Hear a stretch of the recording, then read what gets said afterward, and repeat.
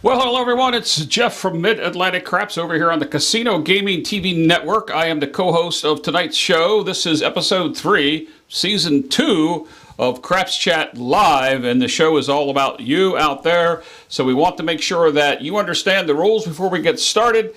That is, tonight up in the pinned section of the chat, there is a Google's form. If you'd like to submit a question through the Google's form, and you can remain anonymous if you want to. Just type anonymous in your name, and we'll get the question on there. If not, we'll take it inside the chat too. I'll be queuing up some questions, but you know those chats roll by. We get about 1,800 chats during this 2 or 3 hour show, and it's really hard for me to catch it all. I rely on my monitors out there, such as John and Chris and even Alfredo and a couple of the other ones to keep me straight on the questions that I miss, because it just goes by so fast. And this is, once again, I don't even know what show this is. I'm going to have to ask John when he gets on the show here and ask him what episode it is, because honestly, I don't remember. So without further ado, when we come back, we've got people in the green room. We've got my sidekick, the co-host, the author of the show, Dylan from Skill and Luck, right after this.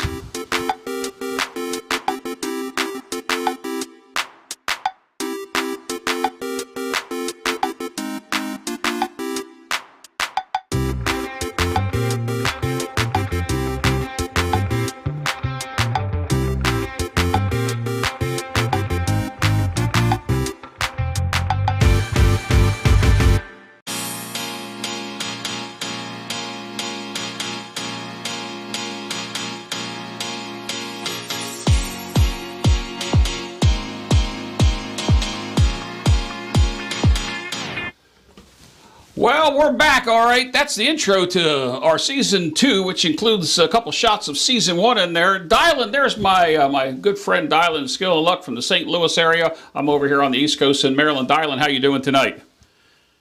Good. Just want to say hello to all the dark side players and all the hedge bettors and all the light side players. Welcome, everyone.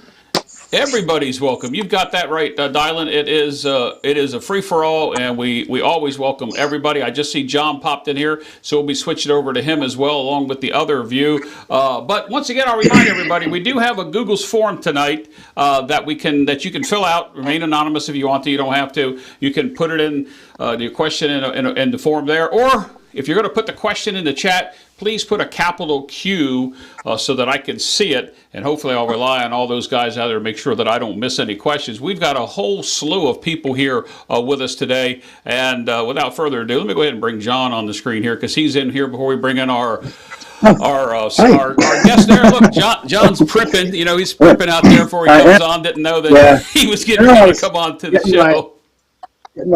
My brown water here for Ed. This is some cheap stuff, but it's not bad. $17.92. It's good stuff. I think they talked about that. Relatively expensive.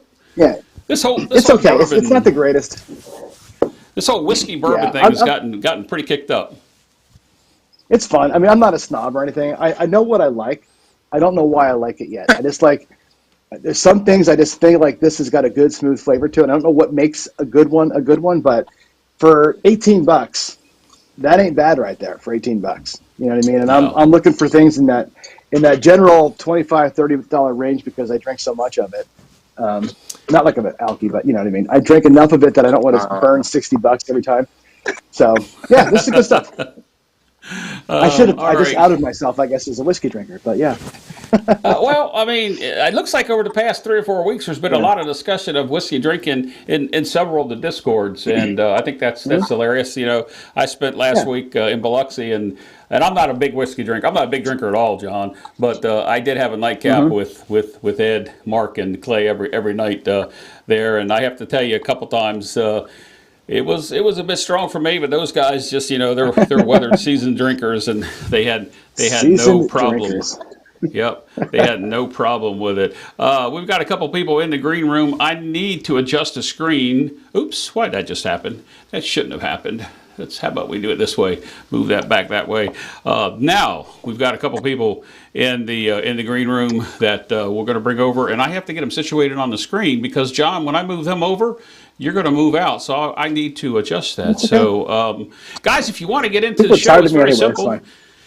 In the description below, there is a link to Zoom. Just go on there. You have to put a name in there that I recognize. Otherwise, you're not going to get on the show because we're not going to have any of that weird stuff that happens every once in a while. So if you want to get on the show, make sure I know who you are. If you need to send me an email to confirm yourself, it's jeff@midatlanticcraps.com. Let's head over to the green room and bring these guys in, John, and I'll adjust the screen for everybody. So just hang on there. Your voice will be heard, but we'll let those guys come in. We've got Alfredo from Texas Crap Shooters with us, and we have Chris from Dice Degen, and we got Nemo, Hyperpress Nemo, just jumped in there. Good evening, gentlemen. How are you? Doing well. Anybody? Busy day today with a lot of craps going on. A lot of craps going on. That dice tournament that's been going on is really. I guess we're down to the. We're into 32s. Final I think 32. Yep, 32. And then you told me there was like 12 of them, and before we went live, there was like 12 of them that had already 10, shot today. and I know that a couple of them are thinking of going as well tonight, and some already planned for tomorrow. So it looks like people are eager to rip off the Band-Aid like I did the other day on Saturday. I just wanted to get over with it, and yeah, it is what it is. If I make it, I make it. If I don't, I don't. No, I totally understand that. And I saw yours. What did you wind up with? Like, I saw Ted had a 14 or a 15 just before we went live, and I think you had a 13 or 14. 13. I think what you said in the show afterwards. I think when you get to that 15 range, that's probably going to be the cutoff of where it goes. But you never know. I got lucky. Friday night with John. I'm trying to put him back on the screen with you guys, and I just got lucky with him. That's all that happened to me.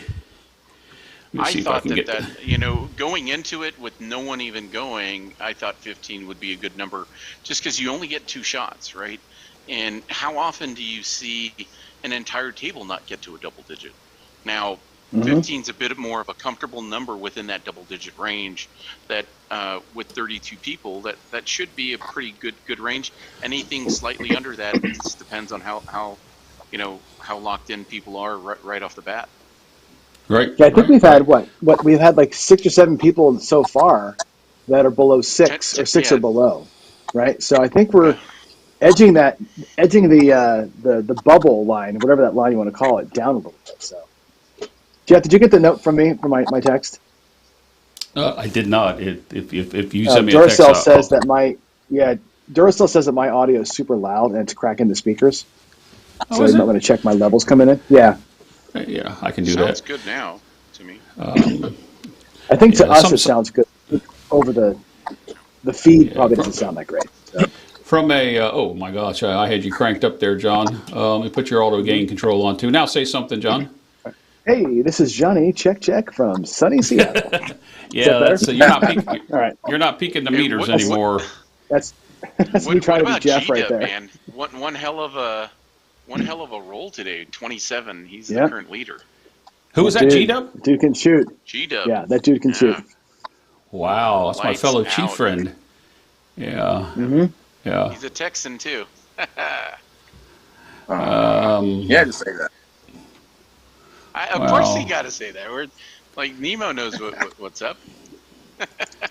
Yeah. No, well, There's I a must have lot of missed that people that one. love craps in Texas. I'm just telling you, a lot. Yeah. Well, Ask the I people did that sell the casino tables.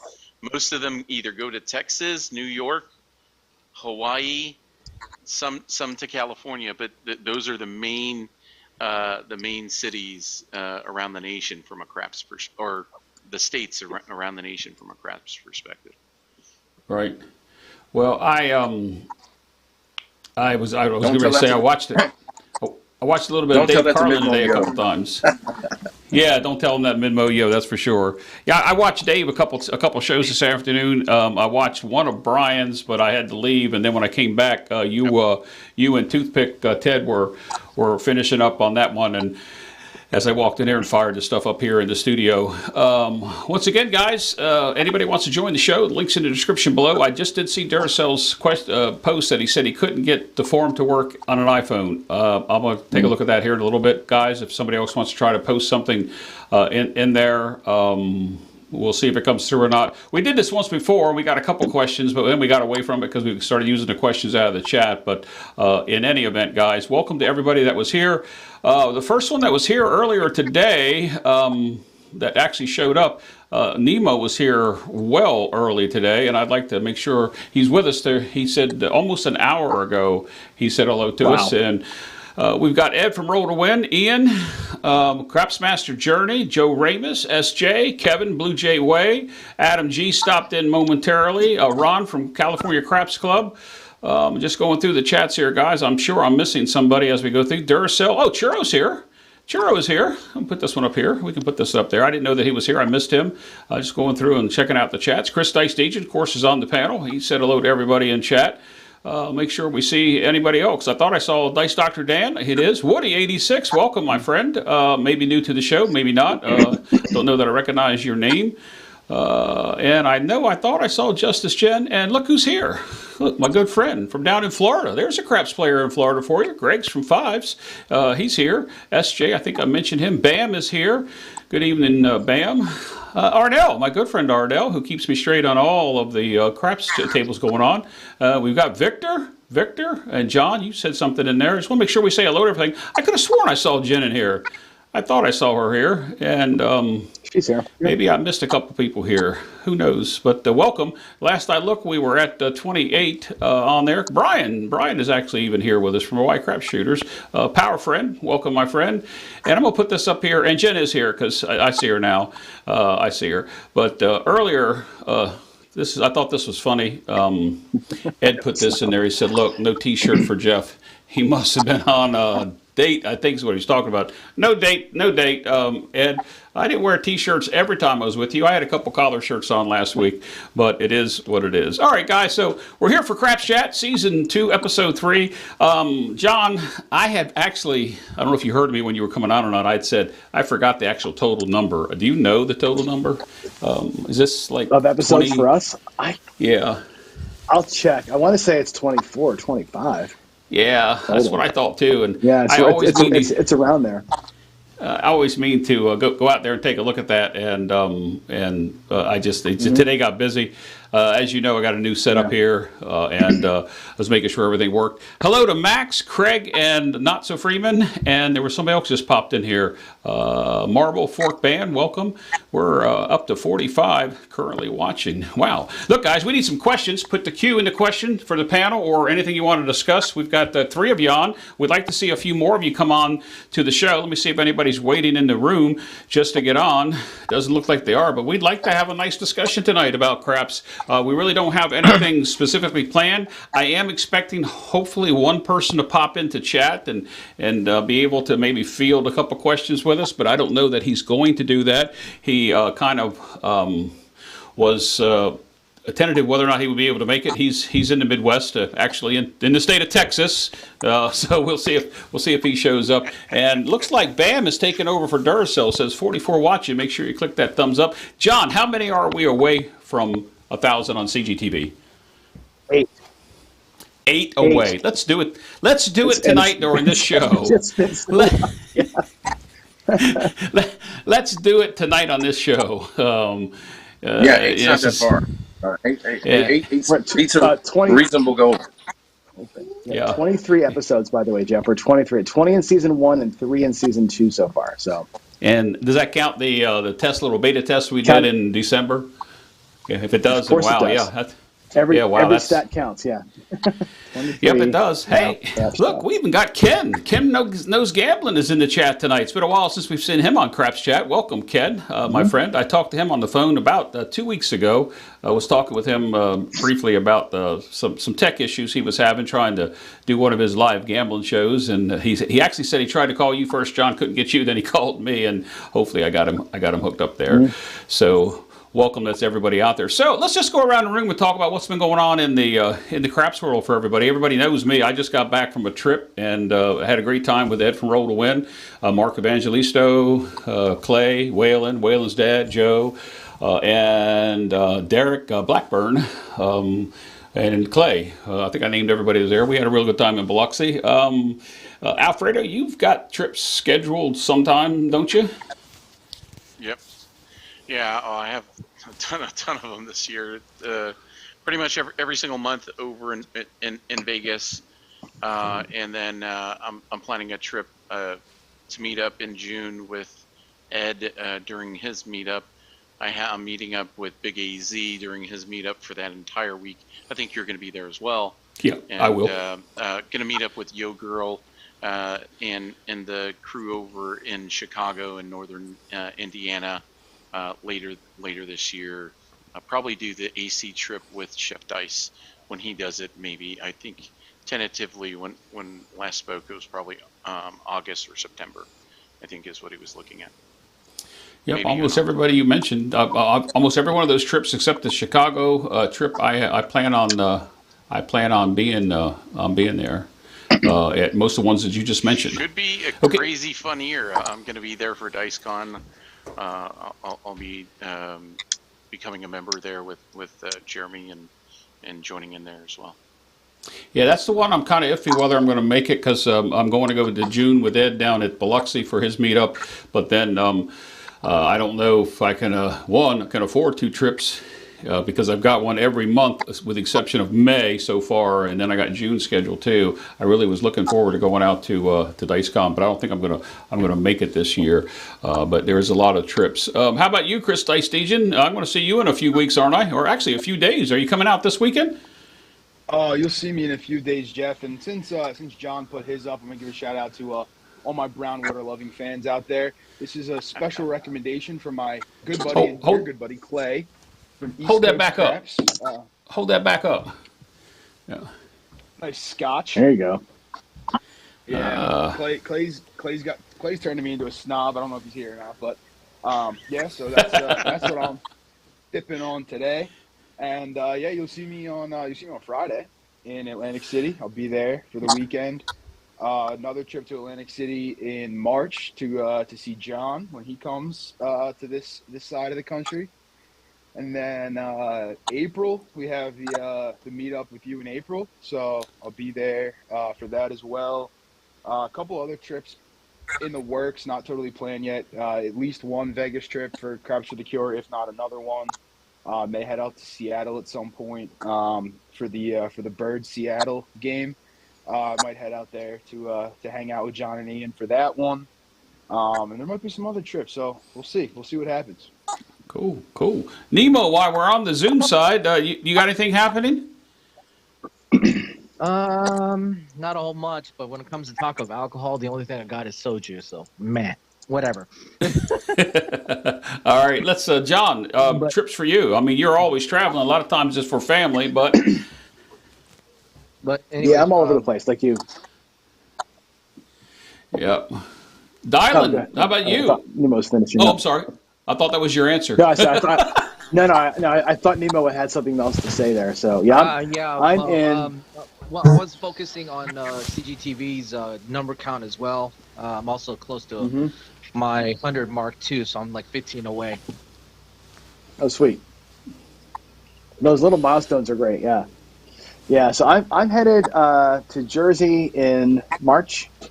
I think I'm going to miss you, Jeff, for that one, but I'm there for my dad's 80th birthday. We'll be at somewhere in AC on Saturday night, and I'll be somewhere in Philly, probably Harris Chester. One other night while I'm there for that week. I don't know the dates or whatever yet on that.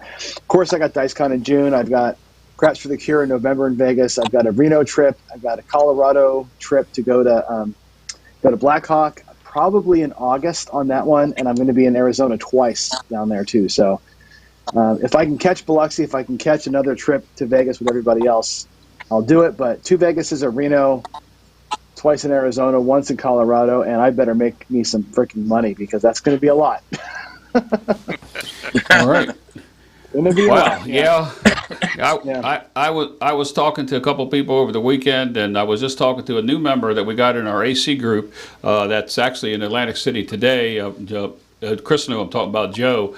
and was talking with him about the amount of times that everybody's traveling. And I mean, it's great to have these meetups, and hopefully we can centralize something so people will know where we're going, and when we're doing it. Would like to see that to come to fruition at some point. Dylan, I know you're home alone. We are send our prayers to Joy and the family. Nothing bad there, just her sister's is back in the hospital. You're home alone. Hope you got some dinner. How are you doing tonight, my friend? I'm doing all right. Just hanging in there, chilling out, and guys' night here. So it is what it is. Love it. I love it with the craps community. Can't get any better than that. And this is travel? Any travel for traveling? Probably not. Just because I just got to stay local. Just at my local hangouts at the 6 different casinos, and my brother's been doing well. So he's been bragging about how well he's been doing at the tables, and so I'm kind of happy, jealous for him. So I'm encouraging him, and he's he has a full table in his basement, and so I've only got my little practice rig up here in my attic at the house, and so but I went over to his house today, and he was saying, well, I want to show you some stuff and get your opinion on stuff, and it's just great to collab with family and people that love to play. So and it's just fun. So I get great enjoyment, and that's how I spent that's what I did today, and it was great fun. All right, John, did you see that? What Power just put up there about check the subscribers? Did you hit it? We're 998. 998. Come on, guys. There's two people out there watching. There's 2 people. Just click that button, the subscribe button. Like and subscribe. Click it. Let's get there. It'd be great to do it during this show. John. Yeah. All right. $9.99. Call your mother. Call your brother. Right. Someone get over there. Do it now. Guys, I saw a couple questions. Go ahead, Dylan. We really do need this 1,000 benchmark or a hair above, because we're really looking forward to doing these super chats with you guys and on this show specifically, so that way we can call and announce things out and read things out of the super chats, and that's going to bring craps our craps chat to a whole brand new level. And so it's going to open up, a whole new world for all of us. So we're so looking forward to this. 1,000's a big number because of a lot of things, right? And we're looking to get sponsors, and we're looking to, I'm looking to turn CGTV into a real TV station, right? And that's coming. But you got to have some proof for people to help you out and make things happen and kind of pull the different strings. And I got to tell you, being at 1,000. When all you're doing is live episodes is a miracle. It really is, because YouTube does not push these videos out once they've been shown live. YouTube never puts them out. If they're never in anybody's feed, almost never. So we just did it. At 5 said we just did it. Hey, look at that. Really? Yep, I just refreshed. All right. Did we really do it? Baby. One case. I'm gonna take a screenshot. Actually, I see a new subscriber. Looks like it said the Hyperpress Nemo. I thought he was already a subscriber. I gotta get a screenshot. Hold on, let me get my screenshot here from my YouTube. Yeah, I'm. If you can do it, I can do it too. But that's awesome. You guys rock. Thank you so much. Subscribe and scribe. That's pretty awesome. No, don't do that. No, that's a huge milestone. Thanks everybody. And honestly, it's whatever. We're acting like it's my channel. It's not my channel. I happen to create the channel. It's everybody's channel. We all put content on here. As a matter of fact, there was, what has there been, 15 or so of the qualifiers from Craps Nation. I've got Dave Carlin has the keys to the channel now, so we're all pushing content here. It's becoming what I wanted to be, which was many providers pushing to one place, not just the John show. So. Correct. I happen to have the morning show, but it's not the only show. We're doing collectively awesome. Yeah. Yeah, I'm trying to Cheers, switch. John. Yeah. Cheers. Yeah. Wow. Congratulations. Right. Yeah. Let me see if I can put this up here. I'm not sure if it's going to display properly or not, but let's see what happens there. Can we see that? I don't know if we can see that or not. 1,000 subscribers. I don't know that we can see it. I need to zoom in a little bit on that.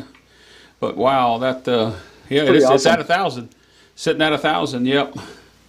Wow. Well, I'm glad we did it. We asked for 8 subscribers, and sure enough, we were able to get the 8 subscribers on this show. I mean, that's great. That's beautiful. Yeah. It is. It is. Let me go ahead and get rid of that on this browser. Seems to have done something to my computer momentarily. Let's pull up another screen here. All right, so switch back to a little bit. John, while we're here, I was getting ready to move on to another topic that somebody's been talking about in a comment, but let's talk about CGTV just for a second. For those of you that don't know, it's been around now for quite some time. John's worked his butt off along with a lot of other people. Got some great content providers on here. We always get the question, John, other games that are coming. I saw you start a roulette room. There's a roulette room. So it's coming. It's coming. So I'm talking to some people who have. Here's the problem with this. What makes this really hard to do, and my plan, right, is, and I'm already down the road. We're going to have an app, a CGTV app that will be installable on Apple TV, Roku, smart TVs, whatever. That's already coming. And all the videos we already have, all of our lives are going to be on that app, as well as YouTube. Nothing changes on the YouTube side, but now we have this bigger reach. I'm talking to people, and what it takes to make it happen is take me, for example. I pretty much stalled the Pro Craps channel. I'm doing some stuff, but not a whole lot there. It's really all about my content's all being here.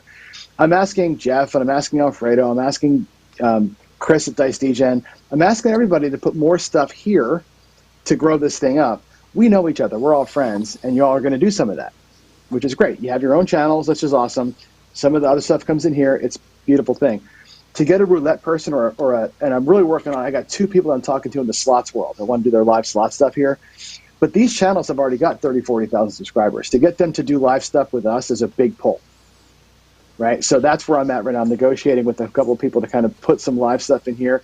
And I really want to get a roulette morning show like we do with Craps, but I want a roulette version of that. And a slots thing at night. So working on it. As soon as I have the first one signed, I'll let you know, and we'll get them in here. But when I say signed, it's like they're going to get 36 cents from me and an hour of airtime. So, right. I mean, it's like they're getting anything good. But that's what it takes a lot of work, and it takes a lot of people trusting the fact that we've got a really good vision here, and we're all friends, and the community is strong, and I want to be part of that. Even though I've got my own great thing going, I want to drag some of what I've got here and make it work, and that's what we're working towards. It's hard, and luckily I have the gift of gab. And I have a friend named Ian who also has a little bit of salesman in him, maybe a little bit of salesman, and it's going to help us get down the road there too. So it's a lot, man. It's a lot of work. Are you talking about this Ian here? Now I'm talking about that Ian right there, my boy. Ian lives about a mile from me. He's great. Ian has spent more time in my garage helping me move stuff around than my son has, I think. So he's awesome. Ian is a great human being. Yeah. Arnell puts in here, asked the Chico twins about the roulette as well. But we talk about CGTV, and not everybody that's here probably already knows that it's always live, and then you can always go back to the playlist and look at a show that has aired. But it's live all the time, and I like the way that you've kind of coined all your new templates for all your shows and stuff. And it's great that we hit the 1,000 and that it's live all the time. And we've had requests for other shows, but today it's about Craps Chat, and it'd be nice if you had a show about a blackjack or a talk show about something along those lines of the other shows with a good host. Yeah, picture your Crapsy, like what we do with Crapsy every day, and gotta love Crapsy, right? Crapsy's changed this whole community, hasn't it? And Jeff and Alfredo and everybody who's running Crapsy, it's changed everything. It's brought us all together.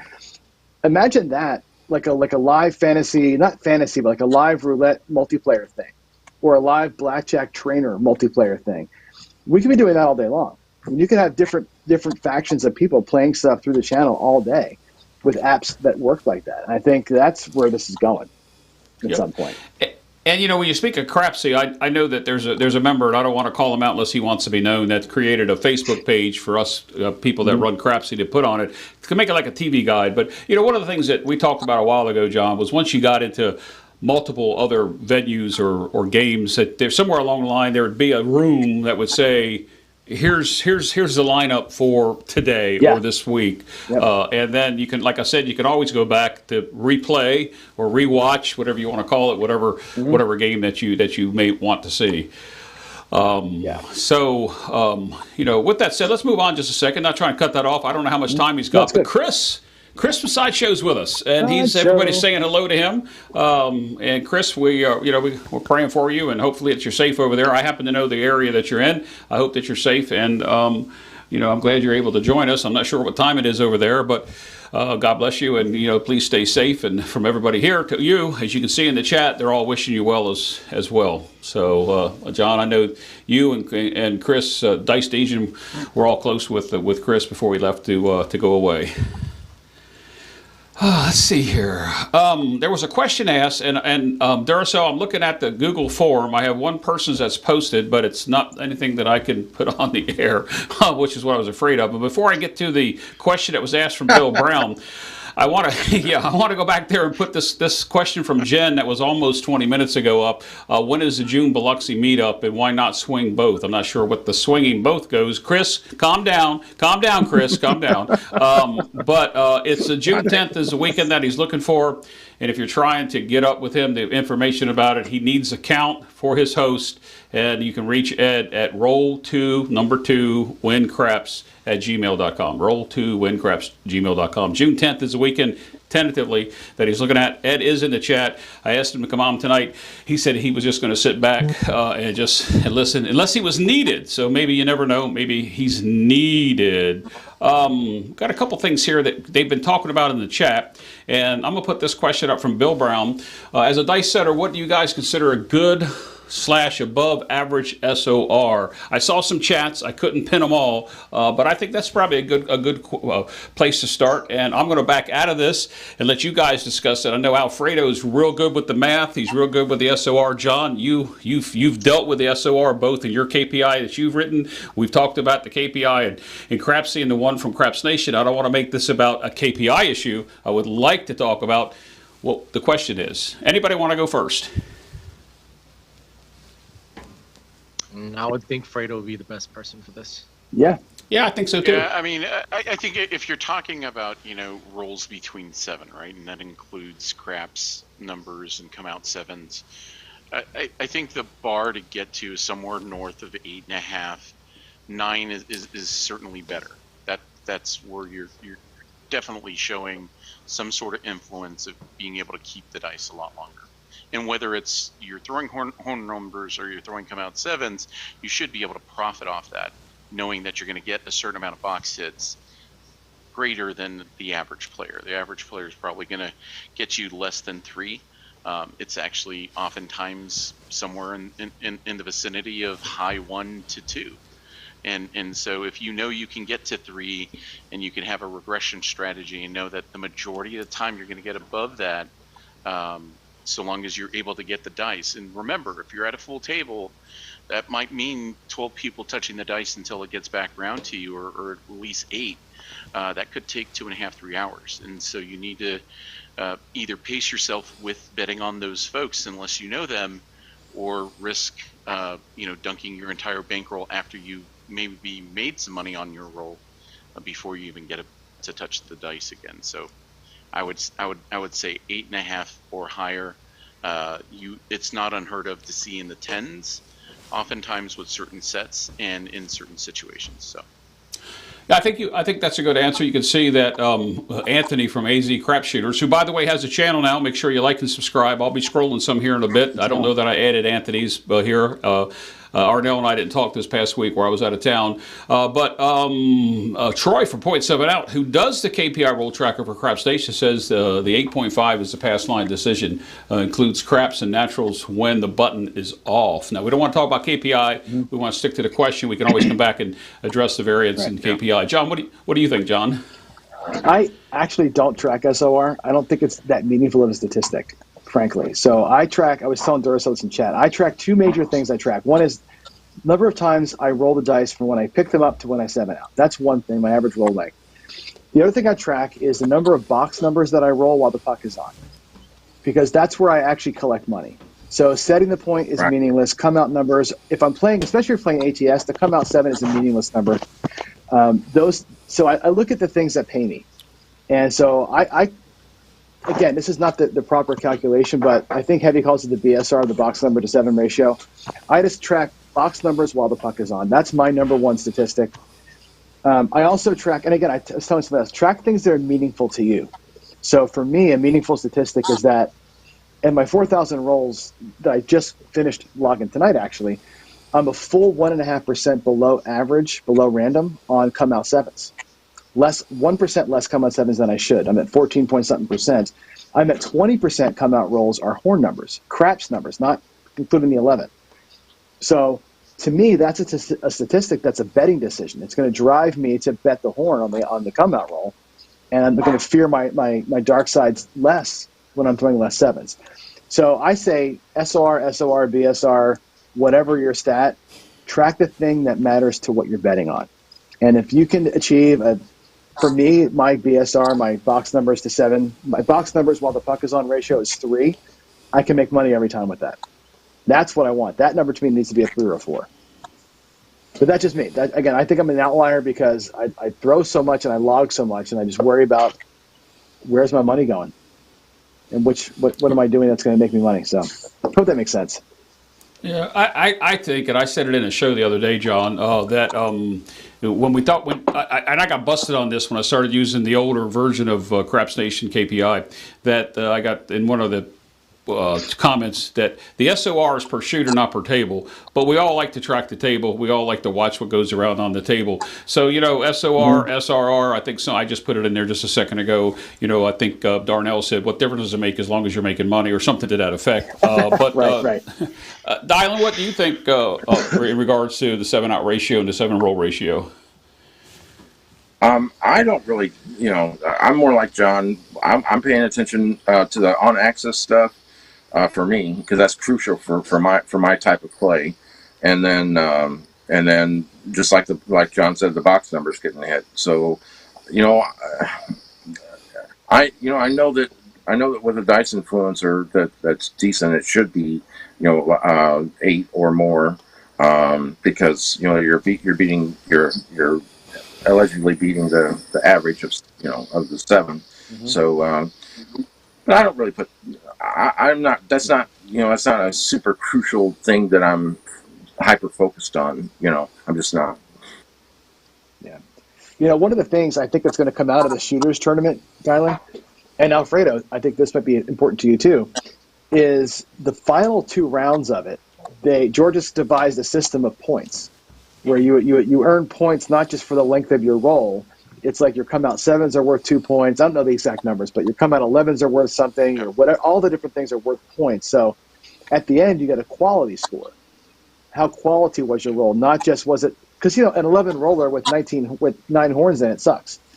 So I think the fact they're going to employ some kind of a point system to break ties in the tournament might lead us to a new metric that could be interesting, like as a long-term thing to track. Like, how good was my roll? Because I think you could have a 6 roller that outperforms a 10 roller, right? We all know that. We've all seen that roll, right? 5 straight 6s and a 7 out. I can make money on that before I can make money on 9 horn numbers when I'm in the box, exactly. right? The final betting round is but the final round or the final 8 at least will actually be the point system. So it's not going to be who has the longer roll. So if you roll a side of the ATS, you will have a significantly larger piece of the points than someone that might have a long roll but not have a quality roll, doesn't hit a side of the thing, doesn't hit a repeater. Exactly. And that actually equates to real life, doesn't it? It's like, if you're going to have a 9 roll small in 3 6s, that's better than a 15 roller, even if they're all box numbers. You're going to make more money. And it's kind of a cool metric. I think it's actually taking into account reality versus just some way of making ourselves feel better. So I kind of like that. Yeah. Let's pop over here and see what Joe Crapsmaster Journey has to say. Welcome, Joe. I know we've talked about it a little bit. You were in the chat. Any comments? I didn't hear all the answers in that, but you're talking about the SOR, and in my opinion, it's just a number. Obviously, the higher it is, the better it is for you and your betting system and that. But what you're really looking for is how many rolls can you get that'll help you make money for your strategy? Every strategy is different. Some people have it set up so after 2 or 3 rolls are hits, it'll make money. Other people are at 5 or 6. So whatever works best with your strategy, that's the SOR that you're looking for, or better than that. So that's just my opinion. All right. Anybody else on the panel have any question about the SOR? Chris, or I know you're tipping the bottle back there, but you haven't passed out yet from Clay's scotch. But you have any comments? Don't you worry, I won't be passing out. No, I think you guys all answered it right. Right, to answer the direct question, above an 8 is good. Right, above an 8 is where you want to be. But are we all there? No. But are you making money on your rolls is the question. Are you making money on the thing? That's what matters, right? So I'm not going to beat a dead horse and say the same thing again, but above an 8 is where you probably want to be. But do what you need to do to make money on your rolls or on others' rolls. That's what's more important. It doesn't matter if you throw for 10 every single time, like John said, if 9 of them are craps numbers and you're not betting on the craps numbers. It doesn't matter. So whatever works for you to get your money from the casino. And the number is only a number, because like the other day when I went live, I had a SOR of like 23. Then after the next shit was 11. It's going to bounce all over because it averages all the rolls out anyhow. So, All right, the looks law like of there's averages, it will begin to catch up, right? Like over time. That's why the number isn't all that big. But the house edge is 1%. It's not the difference in your roll being 1% over isn't 1% over, because it's 1%. It's 1% over 7, right? So now you're talking about technically being 20% over and having a 20% edge versus the house, because you're a full point over the average roll. People just don't really, or it's not 20%, but it's more like 15. But it that's why a fraction of a point can make a huge difference. Well, I think, for somebody that's out there that's tracking a table, a player themselves, an extra roll in each time you have a hand is a huge difference. I think. There's been a couple comments in here that they were talking to one another. Brian and Ed were going back and forth regarding what they said, and I think Brian reiterated what he said. I calculate the SOR as the number of the rolls before the 7 out, which includes the come out 7s as a roll. So, I guess it's up to each other. I think the question that goes back that we asked initially, was about the 7 roll ratio. And I'm going to go back and take a look at the question, just make sure I haven't gotten lost. And it came from Bill Brown. I'm going to display it one more time. This was the original question. As a dice setter, what do you guys consider a good or above average 7 out ratio? So, there's a 7 out and there's a 7 roll. So we could probably talk about both for an hour and get different opinions. But, it makes for good debate, because we're all looking for a good roll of some sort. What do we classify a good roll? Somebody put in here, and I missed it a minute ago, said, anything above 4 is a good roll. You should be able to make profit out. 4 box numbers you should be able to make profit off of. If you're not a horn bettor, it's hard to make profit off of 3 box numbers if you're playing inside or on a cross type strategy. If you only play 2 numbers, it just depends on what 2 numbers get hit, right? On whether or not, or what numbers are getting hit on whether or not you're making profit there. That brings up a good point. What about, if you play dark side, light side? I mean, you can have 3 horn numbers on the come out and make a lot of money just playing the dark side, So it all depends on the strategy. I mean, for dark side, you want a low SOR, right? You don't want a high SOR if you're a dark side player. If you're betting on yourself on the dark side, you'd want that number to be almost as low as possible. Well, since you mentioned it, Chris, Greg from Fives just put in there. He says he thinks he needs a consistent 10 SRR to compensate for losing rolls on the horn numbers. Otherwise, you are spinning your wheels right on the light side. I guess that's Greg's technical way of saying what you just said. I think. If people leave up their bets, right? If they only collect, even if they're straight collecting, a 10 might only actually have 5 box hits, and if they're the 6s and 8s, the ratio of what you get paid to what you have up on the table isn't as good as a 5 or 9 or 6 or a 10 or a 4. And people tend to bet heavier on those numbers, you may not recover all of what you have out there. Yeah, you're not going to recover. And that's why people lose, true. because people don't regress. People leave Exactly. their money on the table. Yeah. And that was a major problem that I that's one of the major sticking points and hammering points that I have, is that they stay out there too long. You have to regress. I don't care. You've got to set you have to set a realistic goal. Okay, so and whether that be 2 or 3 hits of box number hits, then you've got to reevaluate, because our crystal balls are broken. We don't know what the future is going to be, and that 7 is super strong. So you've seen it frustrate all of the DIers, right? Whether it be on my channel, whether it be anyone else's channel. I'm not going to call anyone else out, right? We've thrown plenty of 7s. You call me out. And they're all live, and you can go see them, right?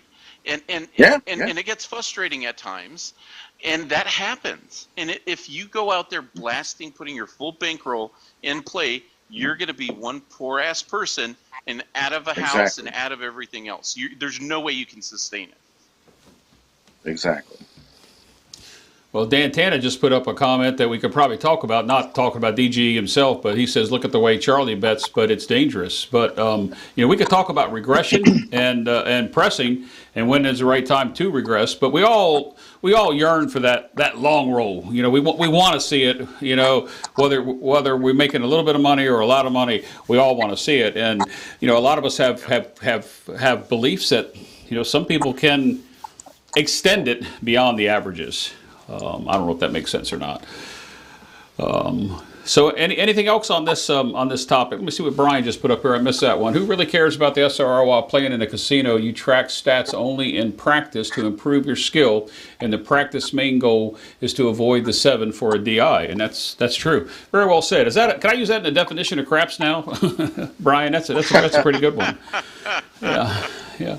Anybody that wants to join the show, come on. It's changed over time, man. People used to love, the beginning of the game. The object of the game was to roll a 7 and an 11 off the come out roll, right? Even as a pass line player, and a lot of people only played pass line. So. Yep. Yeah. It's changing, that's for sure. Yeah, things have changed, because I whenever I played, I started to realize, same thing for me. I never thought of it. I was like what Brian said. I never even think about the come out 7, because I never experienced that personally. But after that, that's a different story. But each to their own. Well, it's not only that, it's because of the way the game's changed, because of the ATS, the repeater bets, right? People put money on that, and the 7 doesn't do anything good to that, right? It brings it down. So if you don't have a hedge on the pass line or hopping a 7 or something like that, you're going to get killed just by putting that up there. Not only from people not hitting it, but from people hitting a 7, and then you have to put it back up multiple times. Demon Dog can tell you, and Joe, they were with me. I reset it a couple times. They didn't go back up, and Arnell was the only one to go back up with me. And not only did I hit a side of the ATS, I ended up hitting the fire bet. I think they were on the fire bet, but I got the 5-point fire, but they didn't get the piece of the ATS because I had reset the come out 7 like 3 times during the roll. I got hired up for the same thing. Yeah. The game's changed because of these new prop bets that people love to go in there and just play props. Hey, Chris is here.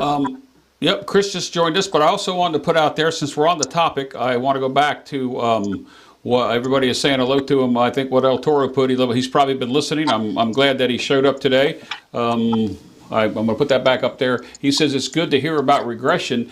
And let me just take a look at this previous question, because maybe we'll talk about regression while Chris is here. Let me just make sure that I don't have a question that I want to hit here. A few questions just to make sure that we're going to go back. Yeah, we'll start with that, and we'll come back with the regression, what El Toro was talking about there. Welcome, El Toro. Glad to see you. It's been a few shows since you've been on the show with us, so you're always welcome to join us in the chat if you'd like to. You don't or stay in the chat or join us on the Zoom. You don't have to show your face, as you see Nemo doesn't do that. But Chris, there's Chris from Sideshow Gamble over there. I have no idea what time of the day it is, my friend. How are you? I'm good. I'm good, Jeff. It's early.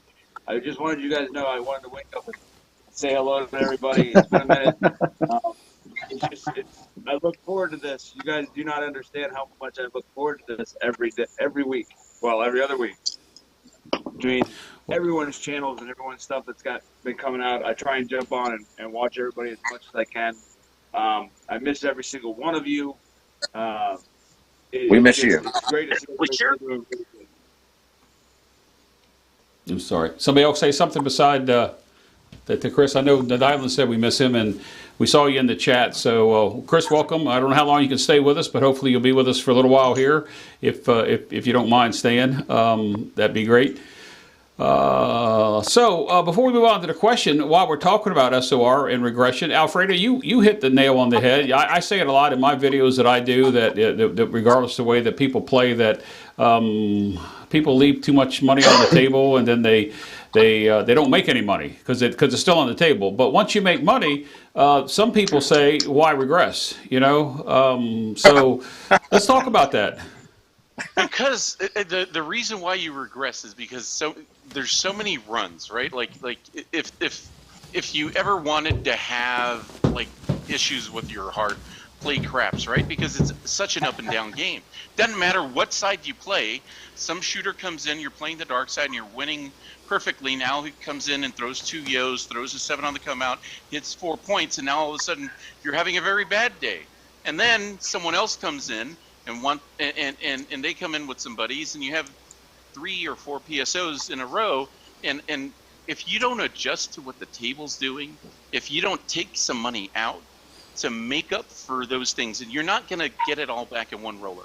That's where people lose. They lose because they try to make it all back in one roller. If you have a decent recovery system, it should still get you out of the hand by 5 or 6 hits, or at least reduce your exposure within that time. And then even when you start building it up, you should cut it in half again. Because guess what? The 7's going to come. You're not going to chase it out forever. And if you play in that way, you're going to have smaller losses and you're going to be able to recover better. But ultimately, don't leave the chips in your rack. Go cash them in. If you make 1,500 back and you were in for 2,000 and you have maybe an additional 500, go cash in, put that 2,000 in your pocket, and go back and buy in if you really have the feel that you want to play more craps for the 500. Because guess what? If you leave it in the rack, it's going to find its way on the table, because you're going to think, oh, well, maybe this guy's going to repeat the roll that they just had after you lost all the way around the table because you bet on everybody. Those things happen because you allow them to happen. It's your money if you go and cash it in. It's not fake money. It's not, hey, I've already paid off for this roll. What did you pay off for the other 3 or 4 people that you took a little bit of a hit from prior to that? You have to look at where you're at, and if your goal, just like John says, is 20% and you're already at it, play only with those profits. But once you hit that, go cash in. Don't dip into it The and question, say, well, though, I I can think, make Alfredo, it is back up over to the 20. Go ahead. let me ask you this, and this is good for everybody. At what point do you not care? And I've had this discussion on my show a number of times, but you've never spoken up on it. So let's use those exact numbers. Let's say you bought in for $1,000, and your goal was 20%, $200, right? So you win your $200. Let's say you win. Let's say you have a great run, right? Let's say you're throwing. I'm betting, and I'm at $1,400, right? Which is fantastic, and you still have the dice. And my brain says, okay, let's lock up the 200. Maybe I'll lock up 250, most likely, right? And I got 150 to go out there. I'm I might much go, greedier right? than that. But here's what I'm saying: if you're still throwing, right? I have played, I've regressed whatever I've got, right? Let's say I go back out at 160 across. I got 340 in the rack, so I'm over my goal, right? In my brain, I'm going to take that 160 that's completely excess money and run it to the ceiling, right? And if I happen to get $1,000 out of that, I may bring that back down to 500 or something like that, like you're saying, come in half. But how aggressive are you with that excess money? Because frankly, if I turn the 160 into $2,000 and you blow it and you 7 out on me, I still walk away with my goal. My goal plus, I walk away with probably a 35% goal. I'm totally happy with it. And that's my FU money that we had that talk about a while ago. How aggressive Yeah, are you all with that excess? I'll take a stab at it because I think it's really, really important. At that point, you have to take the dial-in thought process, right? If you're not press collecting at that point, think about it. At some point on the table is going to be, okay, I made my 200, but I got 1,000 out there. That's idiotic. I'm sorry, but if you have 1,000 out there and you only made 200 off a roll, you're giving the casino the 1,000. You should at least have 450 or 600. If you want to do a 60% of the money in play and you want to take that risk, go ahead. But guess what? The sevens come. And if you don't at least have a 50-50 ratio or 60-40 in your favor or the other way around, depending on how aggressive you want to be, anything over 40% more on the table versus what you've already taken is the recipe for disaster. If you know it's a really good player, you might take a 50-50 hit and say, okay, I'm good with 50-50 or even 60-40, 60 on the table versus 40 collected. But you always have to continue to calibrate because you're going to be stuck in situations, depending on what number hits, where you may be press, and then you don't get to collect. So you may need to take money off the table off of a rubbish hit and take it off of your own bets. See, but in those situations, I try. Go ahead. No, so I think John and I think Alfredo, I think Dylan, I think everyone is saying the same thing. It's about how you play. Oh no, we're not. We're not. John's saying something completely different. No, he wants to go to the moon. He wants to go to the moon, and he's fine with it sometimes. And there's nothing. At what point are you okay with going to the moon? At what point are you okay with that? That's the question. Yeah. I don't think there's ever a point, and that's for me. That's one of the reasons why I work with Mel a little bit to get a little less risk adverse, right? I had some crazy long rolls, and it almost seems tragic to be seeing some of my friends leaving with 50,000, and I've only made 18. And I say only 18. That's still a lot of money. I still had a lot of money on the table, but I was not willing to keep all of my bets at a 500 or at $1,000 level. I cut them down, and I'm okay with that. I know I'm never going to be that home run hitter when it comes to cashing in sometimes, because it's real money, right? If I lock it up and I have it in my rack and I go to the cage, it is my money. I seen someone that was down 22,000 on my roll make it all the way back up to 50K and then sit at the table until he lost it all. It's a sickness, and there's a lot of people that have it, and they're willing to do it. He asked for a marker during that same session, and in that same time, I only lost $100 from that point of when I had that big roll to there. Exactly, because I preach but Alfredo is becoming a consistent winner, and that is key. You can have your ups and downs. There's going to be swings, ebbs and flows, and whatever. But Alfredo has got it right. He has the correct mentality, which is, spend off of me. I'm going to take a little bit of credit off of that, but you're learning. Everyone is learning through the school of hard knocks to be a conservative, consistent winner. And I've preached that from, for years. So I would call myself hyper conservative to a point, right? Like I don't have a problem walking, as you know, with 10, 15, 20%, wherever the goal is. It's to me, when I go off the rails is when I've hit my goal. And I'm like, I've already got my 20, 25, 30% that I'm happy with. I was going to walk away anyway.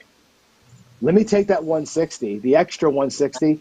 And I don't just go to $1 million. I try to turn 160 to 750. And then I come back out again at 320 and try and turn that into 1,080. Like I have these little tiers that I do where I'm have goals in mind to turn that into whatever. And I'm happy to leave this much out there, but not that much out there. You know what I mean? But when I'm locked, I'm locked. I would never go out to do that out of the gate. Yeah. Quick point. I got so cheap one day because the table was so up and down and turbulent. I didn't want to pull money out of my pocket. I was down to $30, and I turned $30 into $900. Ask Mar, ask people from Craps Hawaii if I didn't go and do that. And I was very proud of that because I stood disciplined. I didn't want to take more money out of my pocket. The things were already going bad, and I knew I can make it go up. You have to be aggressive, but it's to a point. Once you hit a certain number of hits within the table, you're just playing chicken with the 7. You know. I think go ahead, Chris. I think the real answer is actually, what are you playing for? Are you playing for that 20%, the 10%? Are you playing for fun? And that's, I think, what's going to determine how much you're gonna press your bets, how much you're gonna actually, go out there and try to get that home run. For myself, I try to get that 20%. I'll lock it up. And if I have anything extra or I have extra time left that I can spend at the casino, that's when I'll start, going up. But if you're not close to that 20% or you're losing the money, then that's where, Alfredo comes in and you say, hey, let's turn that $30 into 900, and it should affect your betting style by what your goals are. And that's why we need to go in with several different types of strategies so we can make those adjustments on the fly. And try to, track the table or pick up trends or get lucky, I guess, Yeah, let me jump in here. Brian from Holy Roller has a very good point here. He says, "I wish I didn't feel so bad when you have a great run that makes others thousands, but you, the shooter, only makes about $100." And there's been several comments after that happens all the time. That happens a lot. I go and tip the person. I want them to stay there, right? Like I want that person to stay in the seat because maybe they have another great role in them. Here's a good example. Here's a good example. When I was at Chicago playing with Arnell and Alfredo on that, I think I made like $100 on that roll, and Alfredo said next to me he made like $800 or $900 on that roll. Same concept. We were both on the same roll and everything, but there was nothing of a spread because of how we bet, how we pressed the bets, how we collected, all that type of stuff. It's your personal preference. We interrupted Chris Sideshow. Go ahead with your thought, because I want to get back to you. I want to make sure we don't forget you. I love you too, Sideshow. Jen. So here's what I was saying. Here's what I'm saying. I agree with Alfredo. I agree with John. I agree with Dylan. I agree with Jeff. All of us have a different skill set and a different method to playing the game. I think what the biggest thing that makes us, like Alfredo is a consistent winner. There's a lot of consistent winners for everybody. But what the difference is it's the discipline. There's a lot of players at the table that just put money out there and go willy-nilly. They try and chase after what numbers are being rolled or points that are being hit, and they don't really understand the game. What makes us a consistent winner is, 1, discipline, 2, understanding the entire game, and that is why. Now, what level of aggressiveness that you wish to play it is going to be dependent on your comfort level at the big game. Whereas John likes to make that goal, and then he goes to the moon with the short stack. Or you've got the Dylan that does a regression out to pay for the hand, and then he goes for it. Or that you feel the comfort level from either the shooter or yourself, where you're just going to go for it, try and get those hits. And I agree with Alfredo. If you're leaving $1,000 on the table and you've only got 200 in your rack, then maybe you need to flop that around. That's all I'm saying is I think it's everyone's doing and saying the same thing. It's at the end of the day, it's how comfortable and how disciplined are you to understand the game. That was my 2 cents. Thank you, sir. Say the same thing too. Yep. Drop the mic, Chris. Well said. Thank you, Chris. Hey, I want to bring up. I want to bring up one other point. Strategy. We're talking about strategies. Not all strategies are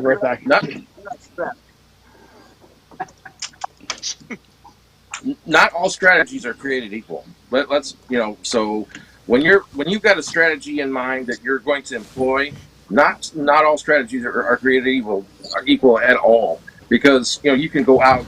Some strategies require a lot of session money, and so Joe, I'd like to Joe and I kind of talked about this briefly at one time.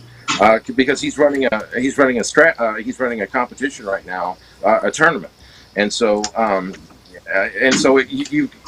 the different strategies can perform well under different conditions, and so if you've got one that has so much money already across, and their demand, and that strategy demands X amount of hits, a higher X amount of hits than a lower strategy that doesn't. Then if that 7 comes early, that's more devastating for that bigger strategy. So you've got to wait. There's pros and cons in everything, and so you've got to be careful on every aspect of this game.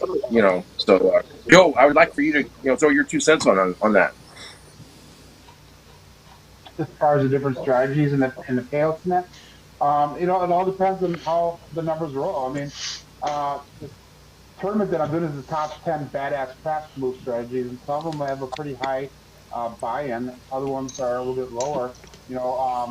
I'm doing a skill 88 for one of the strategies, it's a 6-6, and that's a consistent winner because you're not putting the money out and it's recovering it pretty fast before you actually start half pressing. And a lot of it has to do with like how you press. One of the things that Darwin commented on my videos was, a half press, according to him, is anything that's half or less than what you made off of that roll. So if you made $21 off the roll, you're not pressing up to 6 and 8 for $6 each. That'd be over half the mark. So it's all on how you press it up and that. One of the strategies is the one hit and down. If you don't get that one hit, you just lost a whole bunch of money. So it all depends what the table's doing, how the rolls are going, and how you're betting. So hopefully that helps answer your question, Dylan. Yes, sir. Yes, sir. Thank you.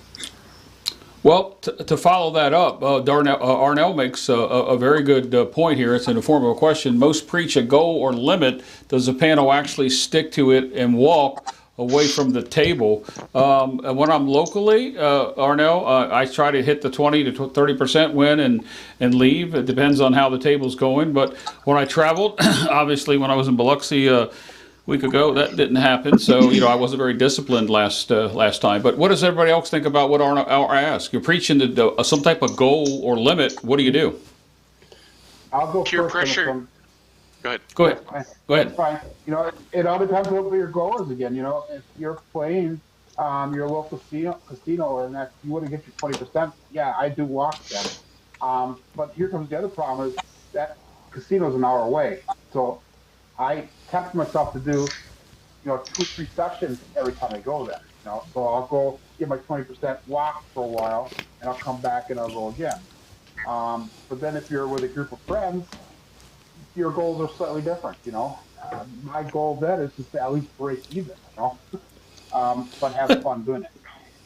Let's ask the two in the middle there, both Jen and Chris, about their win goals. I had an opportunity to play with Jen and Craig from Old Bay Craps earlier this week, and although she taught me a neat little bubble crap strategy that somebody sent me an email that they want to know about, Jen, and I had to talk to you about it. But unmute yourself, Jen, and tell us about your win goals, or what goal you set. Yeah, so I put in the chat that 20% is just never going to satisfy a girl. I go for the big ones. So Wow. Oh my God, clean show. Jeff and Craig saw and actually Ian and John also watched my bubble craps thing. I mean I'm there and I'm like a crazy person banging out that electronic craps machine or the bubble craps, and I'm trying to waste $1,000 profit right away. Then I take the 1,000, I'll take it to a table, and then I torch it at the table, and then go back to bubble craps and do the same. I'm in it for comps, but I'm really looking for like a 100% win. I don't understand this 20% thing. It's kind of like, what's $200 mean to anybody? It's like, I've said the same if you're building thing a bankroll, to folks. it matters. So 20%. Yeah. Hold on, 20% is important for. Now let's jump into John's shoes, right? Where I live very close to a casino, and I can go as often as I want to, 3-4 times a week if I want to. If I'm trying to build my bankroll to where I can buy in for larger amounts. To me, 20% a day is fine, right? $1,000, $200, and if I can drop over the course of 5 sessions another grand into my account, the next time I'm buying in for $1,500, my 20% is now $300. That's how I look at the 20% goal, is when I'm going to do work, right? And yes, Arnell, I 100% go in there, I earn my 20%, I short stack the rest of it, and I will take that short stack and let it on fire, or I'll make another few $100 and I'll be out of there. That's exactly what I do. When I'm in Vegas, I look at it like my session is designed to win me enough money to play the next session with. Like I buy in for 500 or 1,000, I'm looking to win 500 or 1,000, so my next session is free. And then I can be more aggressive when the good roll happens. That's how I play it. So there are times when your bankroll is being built and you have to obey the 20% rule. If I'm driving 2 hours to a casino, no, I'm not going 2 hours to win $200 and come home, right? But I'm going up there with a different goal in mind. I think you got to look at every session as its own unique thing, right? Sometimes 20% is my actual goal. Sometimes 10,000 is my goal. I'm going to Vegas for 4 days. I'm not looking to win 20% and come home. I'm looking to leave A with my pants still on, right? And hopefully hammer somebody. Like I'm bringing money down there to literally torch and win a bunch of money with. That's you're going to be aggressive. Whole different goal to me. So right. Yeah, my local trips are, and Jen and Chris and Ian and Jeff will tell you when they've all played with me. And Chris Sideshow, how do I play at the table? Right? I am the definition of conservatism, the definition of discipline. Until it's time. And when it's time, then I get undressed and here we go. So that's how I do it. Please keep your clothes on, though. I haven't seen him undressed. Nobody needs to see that. Yeah. No, Alfredo, you wanted to make a different point. I know that your style is a bit different, but you travel to go play, and I've built a bankroll, so I'm not looking to build a bankroll, right? I'm looking to go for a daily win, and just like Jen, 1,000, 2,000, 3,000 a day. But what I'm trying to stay focused at is I try to never buy in more than 1,500 to 2,000. That's typically what I allot for a day. And if I hit that point, the day's over. But here's what also happens. If I make 5,000 in a day, I don't spend 5,000 tomorrow. It's still 1,500 or 2,000, depending on how many days I'm there. That other money is now locked away. And every day I can lock away money above what my buy-in is.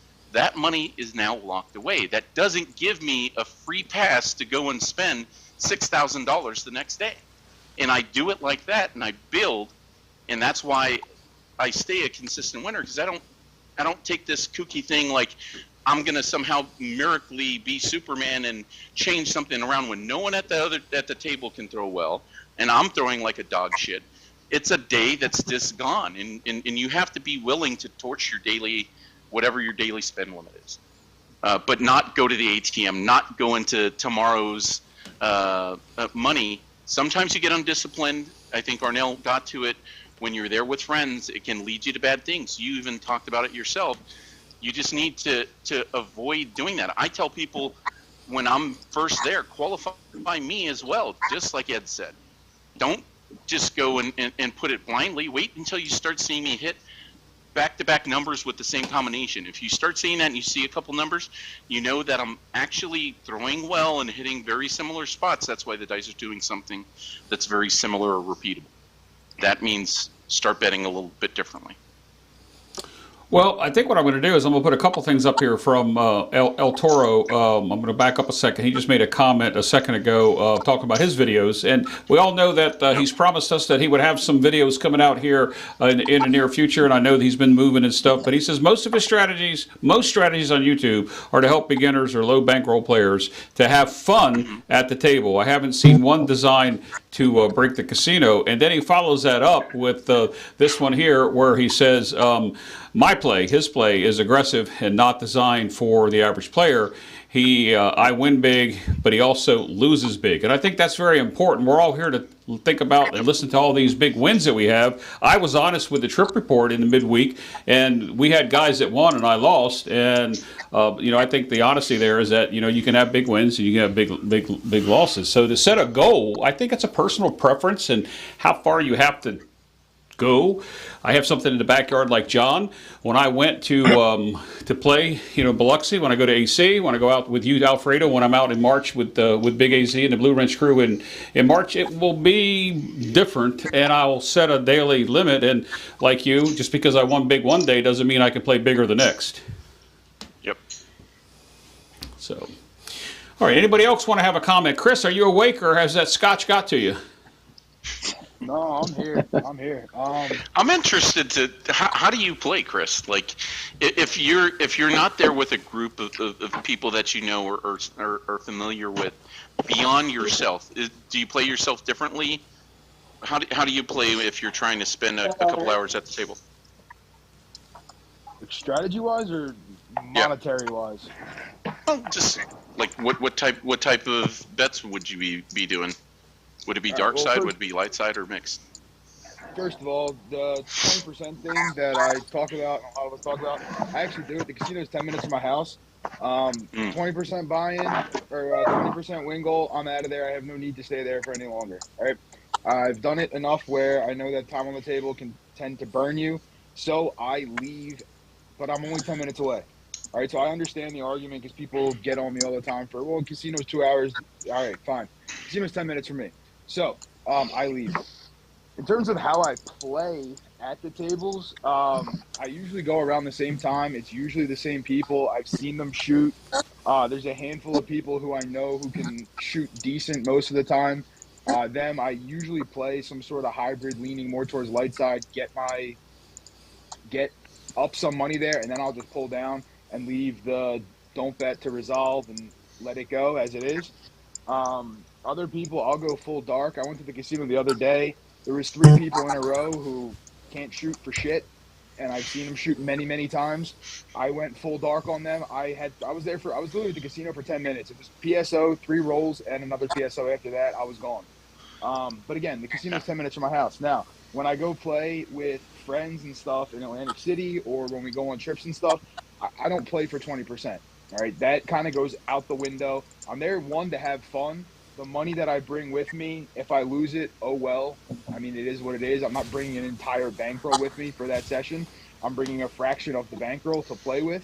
So there, I'm typically going for a double up on my buy-in if I can get it, if not more, and then look to play with profit the rest of the time and see what I can do with that. Can I turn that into more and more and more? But on those kind of trips, right, I know how many days I'm going. I set an allotment for each day. If I happen to get burned on that allotment each day, I'm done. And I also do it where if, let's say I buy in for like $600 and I win and I color up for 1,200 the next day, if I lose 600 the following day, I consider that I'm done. I don't consider that I have $1,200 for the next day because I don't like to give a ton of it back. So that's just how I play. I'm pretty conservative with most of it most of the time, but I do actually play for the 20%. There's a few people who are sub to my channel who have emailed me or texted me to go play, and they wonder why I'm done playing in 15, 20 minutes. I'll just stand there and talk to them the rest of the time. And they're like, "You're not playing anymore?" I was like, "No, I'm done." And they're like, "Oh shit, you actually listen to yourself and like you don't do it?" I do. It happens. And if you want their contact info, I'll give it to you. You can ask. But Adam put a thing in there. Chris is easily influenced on the table. That's only because you're you like to go full degen, Adam, and we have a good time at the table. So sometimes you can influence me, but that's, again, I'm playing with friends, right? It's different than when I'm going to the casino. You got to think about what you're there for, right? Are you there to make money? Are you there for a while? Are you there to have fun? What are you there for? When I go to the casino, I'm looking at it like a job. I'm there to go in, make my money, and get the hell out of there. I'm not trying to sit there for 4 or 5 hours and waste time. I don't waste my time. I go in, I get my paycheck, and I get out. All right. I think that was a good answer. Very, very good answer. I'm scrolling back through some of the things that were said here, and I don't know how long Chris Sideshow Gamble has with us, but I want to answer this question. We're going to sidetrack just 1 second. Lou from New Jersey asked Chris, "Did you take any dice for tossing during your downtime?" Not only did he take dice, he built himself a fold-up table that when I was with him in October, he showed me the design on it. I think we just lost him. Oh, there's Chris. So Chris, tell us about. There he is, dice right there. Hold. Let me bring that back up, Chris. There you go. You can put them back up. Yeah. Oh, there you are. Yeah. Yes. So I do have to get going, but I will answer that real quick. Yes, I did build a table. We are still waiting for it to get here. Oh my God! Oh my! With the rest of my clothes, I'd be very, very happy. Right now, I'm cycling laundry like every 2 days. That's why I'm up. Well, I've got up early. I got up really early to watch the show today because it's still Sunday where you guys are. It's Monday morning here. So I got to go drop off laundry. But I do have a table. If all goes well in the Air Force, for those of you that are Air Force out there, you know exactly what I mean on gray tails and liking to stop. If I could They're get probably just playing, Chris. They're just using it to play right now. I know. So once that gets here, hopefully by the end of the month, maybe the beginning of next month, it'll be here. I do have 2 series coming. One is specifically for the one down. Oh wait, she's above me, right there. That's been asking for one, but it's going to take a different twist on what John was talking about with the daily paycheck and what everyone, little different pieces from everybody. And then I got another series that's going to be a new beginner series with some of them. Uh-oh. Might have dropped him. You lost him? Yeah. You kind of stuttered there, Chris. Say again? Yeah, your internet kind of froze up there for a second. Oh, my apologies. Yeah, I'm not in the best area, guys. I'm out in the middle of nowhere. But no, I've got the table coming. It'll be here hopefully really soon. I'm hoping the end of the month, maybe the beginning of next month. I'll have everything up and running. I'm not sure how lives will do. This seems to work, but I don't know how a live will do. But we'll give it a test bed every once in a while. But yeah, guys, it's always great to see everybody. Miss every single one of you like crazy. John, I don't know if you got my email. I do. Yep. Okay. So, but yeah, I will. Hopefully, you guys are enjoying the content that's coming out. I'm watching everybody I can when I can. You guys you're keeping me running, which I greatly appreciate. So, but as always, guys, it is time for me to go because I got to go do that work thing. Oh, right there, Jen. I got you. See? There you go, Jen. Hold it up again, Jen. Hold it up. But so all you guys out there, keep the conversation going. I am gonna have to jump out of the chat and out of the show, but I will come back and watch this because I usually watch it during the day. While you guys are all getting beauty sleep, I will try and catch the rest of the show as it continues. Miss every single one of you. Be home soon, just a few more days. And as always, guys, until next time, I will talk to you guys. Love you, Chris. Later. Yep. Check your mail, baby. Check the mail. Yep. Be safe, Chris. Check be the safe. Mail. Yeah. All right, guys. Let's scroll back to a question that made it come in probably an hour ago. I'm going to go back to the oldest question. Don't know if they're still here. Probably along the same topic. We're going to go with a question from Dan DVD, who wants to know how many of you fellas and ladies turn on your bets, and I'm not sure what that little emoji face is, and at what point. Maybe he meant turn off your bets, but either way, it's a question from Dan DVD. Again, how many of you fellows and ladies turn off, I think it's supposed to be off your bets, and at what point? Anybody want to take a stab at that? I don't think I've ever turned the bet off in my life. I don't do it too often, but if someone's on a hardway set and they throw multiple crap numbers and it's not me, I will turn them off. Okay, makes sense. I'll turn them off. If I see something stupid going on at the table. Some idiot walks up and interrupts something. The dealers start interrupting the shooter, different things like that. Or I just get that gut feeling that, seven's coming, it's been a while, or, stuff like that, I'll turn them off for at least a couple rolls. All right. Here's a question from Lou. We just had another question up there from Lou from before. If somebody want to interrupt, we'll go back a second. I'm sorry. I thought that was going to be a quick question.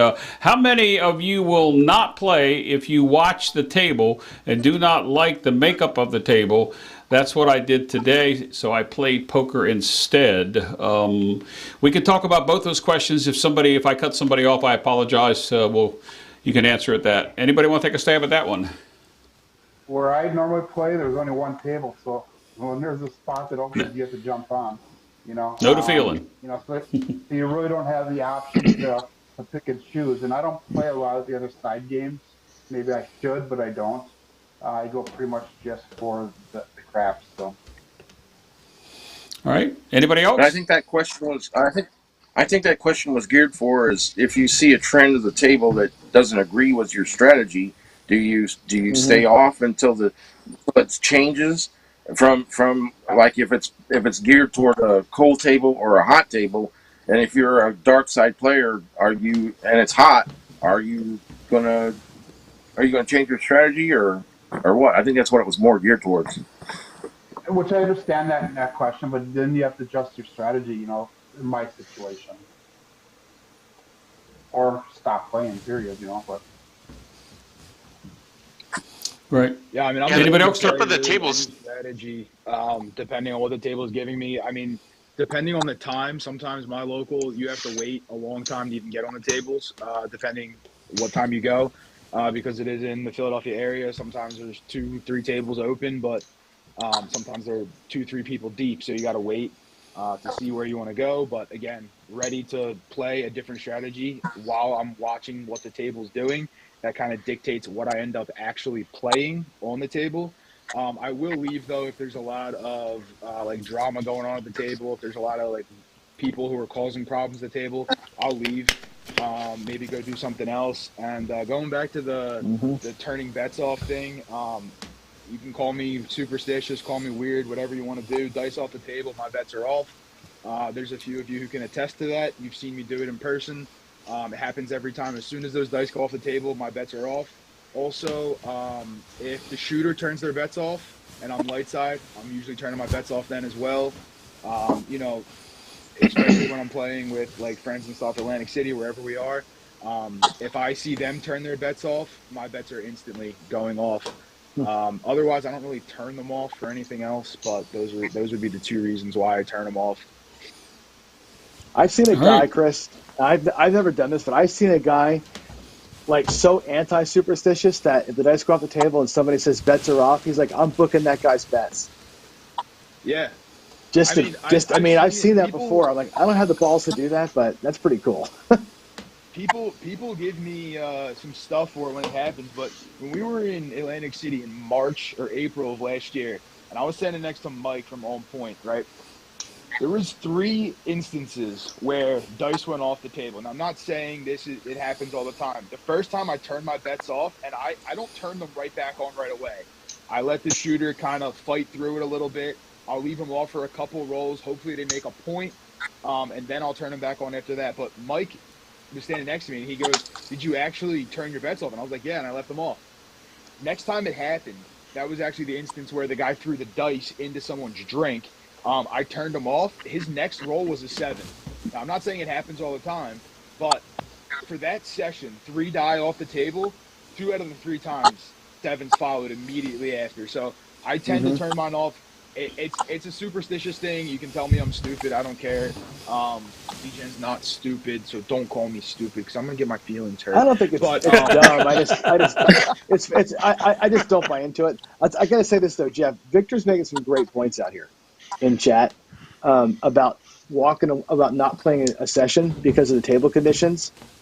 I think Chris Hmm. might have alluded to this too, which is Yeah. I won't do either. You know me. I hate drunks, even though I'll have a few here and there. I will not yeah, play at a table full of drunks. If people are aggressive and loud and like overly fun, like stupid fun, I don't want to play at that table. Like I'll go somewhere else for sure that's how I because am. I Yeah. don't care about the table, the roles of the table. Don't care the energy of the table. If it's not what I want to be around, I won't play. I'll wait. I'll wait that out. I've never That's a great I point, seen Victor. one Thanks for bringing that up. filled with Yeah. drama that's actually won. Right? yeah, The that Yeah. turmoil too. and drama causes stupid stuff to happen.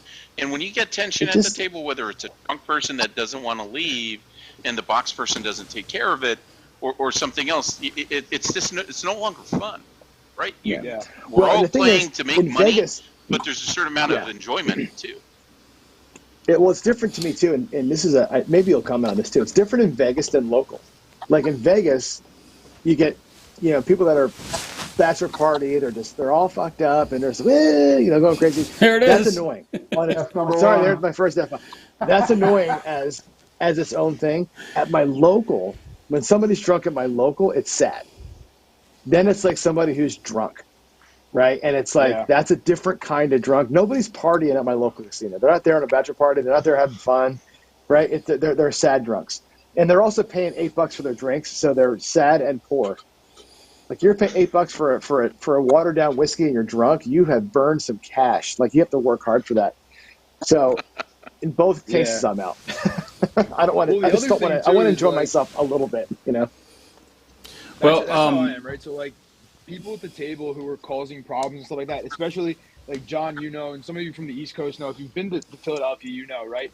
We have a stigma behind a lot of us, and it's not a good one with how people act when they're mad, when they're drunk, when things like that. And unfortunately, for a lot of people, it's true. So those situations, I want to remove myself from, right? I don't want to put myself in that type of situation. Alfredo alluded to it too, right? Those type of tables are probably doing bad most of the time.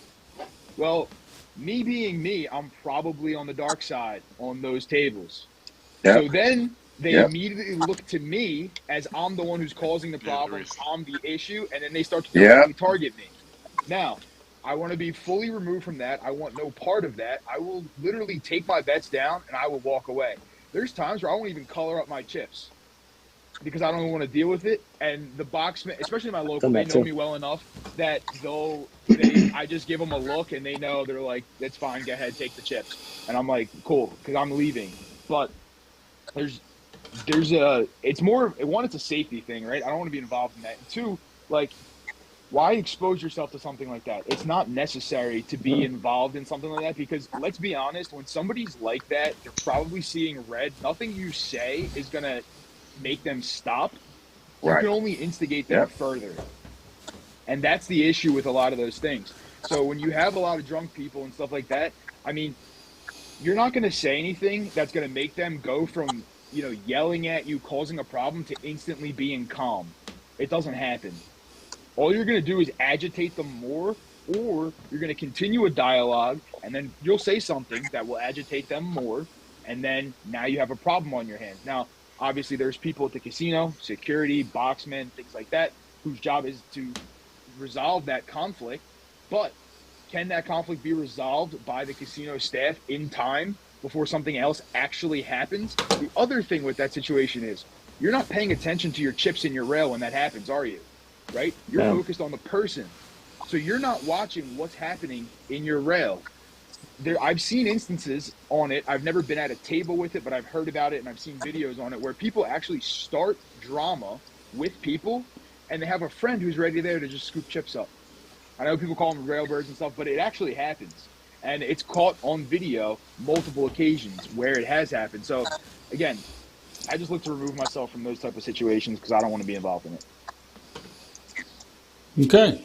Before we move on with this topic or the next one, whoever's playing with the chips, could you stop rattling the chips because it comes across through your microphone and just if we could just not rattle the chips. I appreciate that. Anyway, guys, so anybody else have anything else before we move on to the next topic? Go ahead. Yes, Rylan. I want to touch on that.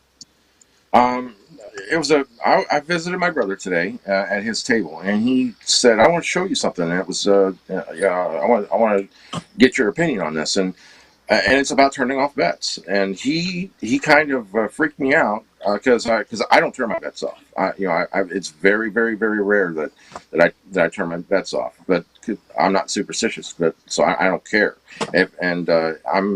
My mind is, I've already have a set goal in mind, and so it doesn't matter to me one way or the other. So I'm prepared no matter what.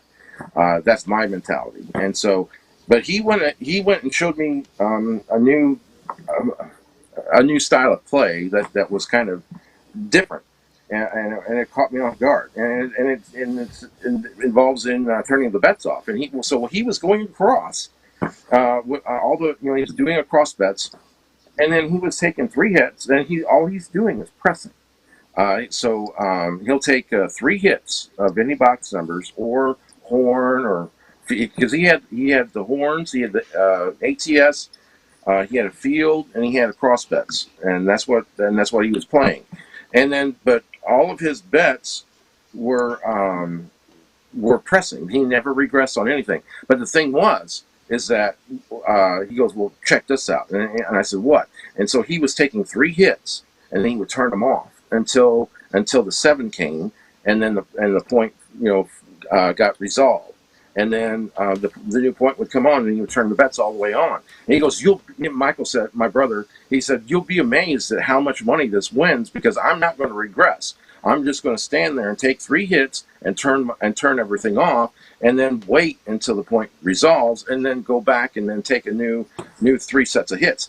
And I'll be a son of a gun if that sucker didn't have some teeth and hunt. I mean, I was amazed that it worked so well for him. And so I mean, there's ebbs and flows of different things that you can do, and it did kind of shock me that it worked so well for him. Here's the thing. It's fallacy. I mean, and here's the mathematical truth of this is that whether you're on or off doesn't matter. You're still going to lose 16% of the bets that your bets are on for, right? So you're off for a period of time. So you're not playing the game for a period of time. So of course you're not going to lose those bets. But while those bets are exposed, you'll lose 16% of them. Whether you wait 15 rolls or 0 rolls, 16% of the time you're exposed, you're gonna get them all taken. It's just delaying the inevitable when that happens. So, yeah, it may hunt and it may have teeth in the session, but you're still fighting the same thing the same number of times. It's just every time you're on, it's a new series of it. So I'd be careful with that. I mean, it's cool. It sounds fun. I've tried it, but it's like the 5 count. The 5 count, the same thing. The 5 count works because you aren't playing. You're sitting there watching the game. Of course, you can't lose money when you're not playing, right? And I think that's also fallacy. The GTC 5 count is probably the dumbest thing I've ever heard of in my life for that reason. It doesn't solve anything. It just keeps you off the table. Well, then, it just mathematically it makes no sense. That's what I don't mean to cut it down, but that's the way I look at that. It's like you're still, when he's on, 16% of those rolls he's going to get burned on. That math doesn't change unless you're avoiding the 7 some way. Does that make sense, Alan? But you are on the right side of the odds, right? In that you're higher likely to see 1 or 2 box hits as opposed to 3, 4, 5, 6, 7, keeping them on for perpetuity. It doesn't matter. The only way though that you then still make money from skill, what Skill was describing, you have to take at some point. Because if you only press, you've never collected anything. Yeah, your bets are nice and they're all big. At the end of the day, it's just like leaving up your bets and doing what we talked about before. Where there's 1,000 out there and you've only collected. Let's say it was going to be 5. Let's say that you were going to play 5 hits, 5 touches, 5 rolls, 5 box number hits, and I'm done. Right? Whether it's 5 in a row, or whether you wait for 5 7s and then go on for the next roll, you're still exposed 5 times, right? Like that doesn't change. I mean, the math doesn't care about it. The 7 doesn't care about it. Whether you're 5 in a row or whether you wait for 5 7s and then you're out there, you're still exposed the same number of times to the same number. So it doesn't change your probabilities. There's no right side or wrong side of probabilities there. It's still, you're just delaying it. You're talking about a 1 roll average. That's different than keeping your bet up. Yeah. As long as someone that's looking for five hits, right? If you're turning them off after 2, that means you believe. But that means you believe that the 7's math's a little bit more in your favor, in that sense. So I think playing the short game, no matter how you create it, I don't believe that. So do you believe that the 7 is due? Are you a believer that the 7 is due after 5 or 6 rolls? Is it coming sooner, or is every roll independent? I don't think it's coming. Even as the math, it will come. Yeah. The math is the math, so no matter what roll it is, it's a 1 in 6 chance. Unless you're influencing the dice in some way, that's good. That takes that down a little bit. You're always 1 in 6, whether it's you're waiting 10 rolls to do it or whether you're doing it 10 rolls in a row. It doesn't matter. So I don't want to get fooled into thinking that because I waited and I think I've got it for it's like my YOLO. Right? I do the YOLO thing all the time, and I play that way too, right? All in YOLO, 1 shot. I'm still at the same risk I would have been if I had done five in a row. and Well, it's you're at more you can't risk the you more can't money you fight put Freddie out there Hawk. up front. That's the thing, Yeah, right? it's The more you put out there up not about front, the money. you're at more It's risk. not about the money. It's about the exposure of time. It's Right? compared to The your dice are going bankroll. to get Yeah, you. no. Yeah. Yeah. You have to All have right, enough guys. shots to be able to take advantage. Yep. Let's move on to the next question, if we could. Once again, we've got some really great questions, and I got one that came off of the Google form. If you look at the pinned one up top, you can ask a question, and we're going to get to that, Colonel Potter, here in just a couple seconds. Let me put this one up here. Do you all guys have a recovery system, and what's your go-to when you're down? Who wants the first shot at this one?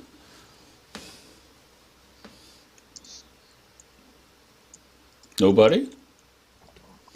Everybody Yeah, knows I'm that trying I to mean, read I'll it, jump Jeff. in, 66.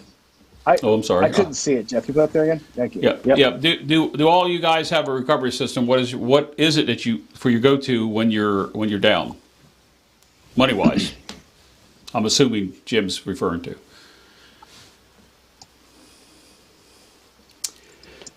Nobody. Wow, I thought this would create some questions. I have a recovery system. It does vary according to where I'm at within my buy-in for the day, but essentially it's double or tripling up your bets for 2 to 3 box hits. And once you get that box hit, Chef Dice can tell you because I did it right next to him, and it was a long session. I think Lou might have actually been there during that session. I didn't rebuy in. I didn't have to. But was I down $600 at some point for a $1,000 bounty? I was. I was able to recover it to where at the end of the day I was down $40, where many people had rebought back in to the tune of thousands, right? And so for me, it's you have to take your spots. It's not always going to be bad. Can you still get clipped? Yes, but if you do, then you need to walk for the day or for the session and just call it a day. I'll triple up my bets typically for 2 or 3 hits, then regress them, and then do a normal press up. Beyond that, one of the go-tos is the outside 200 outside 50 each number, and I don't collect until the 4th hit. And all the money won, if any of those numbers are hit, go back into the numbers in building those up. So I build up the win even bigger. Well, you said sort of what I was going to say. I'm going to put this up here from El Toro. It says, go to the ATM for recovery. I actually do what you said, Alfredo, because if I'm at my local, the easiest thing for recovery for me to do is to put the tail between the legs and go home for the day, come back another day. I've given it a couple shots before I got to that point. Anyway, anybody else have a recovery? Most of my systems that I play already have a recovery built in to them, and so that's the way I like to play. And then I'm not afraid to ladder every blue moon, but that's not that's for parachute or emergency situations that are the exception to the rule. If I've hit a major hiccup in the road, then you can ladder, but that can still bite you. So I'm always leery of things that are going to bite me. And so that's why I play the way I play. But I think most my of us systems are usually probably in that same boat, Diane, right? Yeah. Say that. I think But most of us my play systems strategies. usually have a good recovery. Yeah. Go Most ahead, of us John. do that. Most of us have strategies that have recoveries built into them. Like they're pretty low volatility. I think almost every one of us plays low volatility anyway. So there's some recovery built into that just on its merit. And when you're doing like a little bit of a press regress or a regress directly down there, recovery's built in. And I think like you look at the Moonbow, that thing has $40 built into every single freaking throw. Like it's going to recover on its own no matter what. Like that's the way and that's just the way that it's the way that it works. And a lot of ways that we play just do that. You just keep playing it. It'll end up being okay, right? It's when you're going out there. Like I farted around today in my practice. 270 across every single time. Well, guess what? You go out there with no protection and no plan. You're praying for a great roll. That's no way to play, right? That's just like it's stupid, unless you have unlimited funds. That's Russian roulette. Yeah. There it is right there, It's not Brian. Russian roulette. It's suicide. It's not Russian roulette. You're going to get your head blown off. And there's just no question about it. It's about how many times are you going to do it, and will you have anything left when it's all said and done, right? So I think all of us preach the same basic things in that regard. That's sort of like what Brian just said. Anyone have a recovery strategy that doesn't require more money? So I think, yep. Yeah, most of my recovery systems are changing my dice set or changing something around to make it make a difference. And if it doesn't make a difference, then it is time to walk, right? Like, so when you go from 30 to 900, recovering until you're down to 20% of your funds. If you've had 3 PSOs in a row, you should already have some recovery built into the next strategy that you now need to adjust to according to what's happening on the table. Before when you go it from ever like even gets 30 close to 900, to you. Alfredo, talk about that. I want to hear about that. When you went from 30 to 900, right? And I've done this too, right? Short stacking, you know. And I have $50 left. What the fuck am I going to do? I'm come betting, and I'm doing all the most basic possible things, right? It was a What are you 5. It was a doing to go 5 from and 30 to 9. 900? Five and 9. One hit. They both go to 25. I had $1. The next one hits. I took them both up to 35 each. I collected a little bit, like I don't know what it was, $12, whatever. One hit again. I took that one to 100. When that hit, I actually put that in the rack because I knew that it's not going to go forever.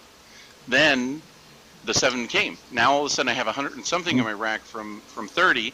I started over again. Same thing. 5 and 9. The 5 and 9s were hitting no matter who was throwing them on what direction, but they weren't long, consistent rolls. So I did the same thing. I got a couple of hits this time on like 3 hits total between the two numbers. Then I pulled it down. Now I have like 2 something in my rack, and I just kept building it up. But I wasn't keeping them out forever.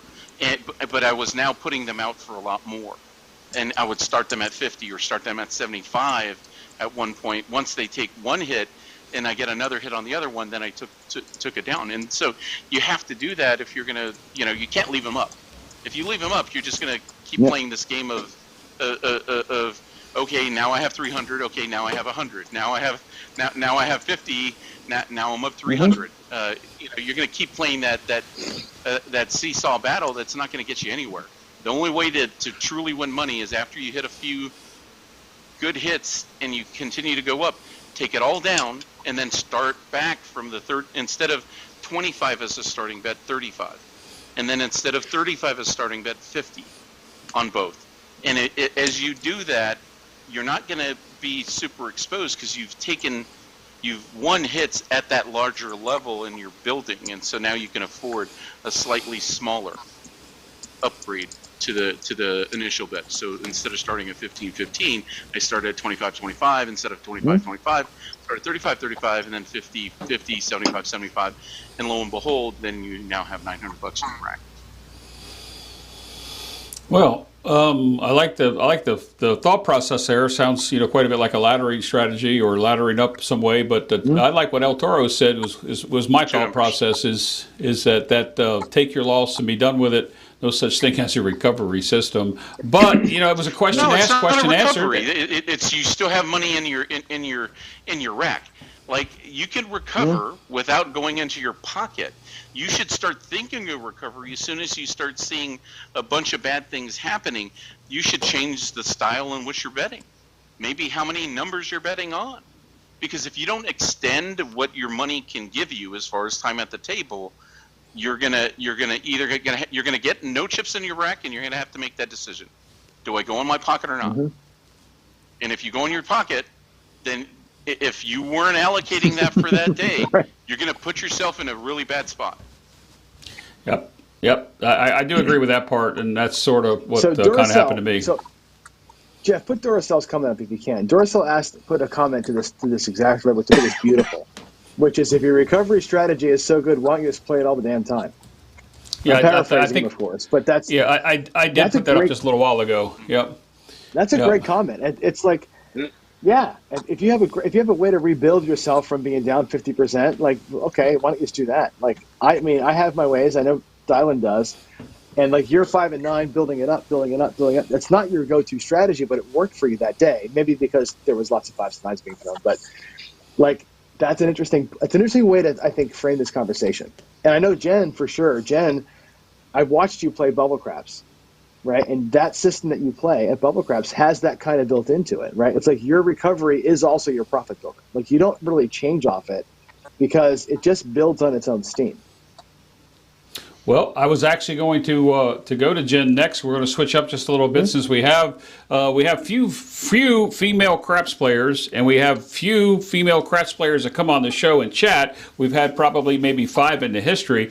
So Arnell wants to know, Jen, unmute yourself there. How does Jen play? You just heard John talk about your bubble crap strategy. I took your bubble crap strategy and made 20% in about 20 minutes on Wednesday. Craig didn't have as well luck, but how do you play, not maybe bubble craps, you could touch on that at the end, but how do you play, craps? Because we didn't roll the bones the day that we were there. You watched Clay and me roll all day.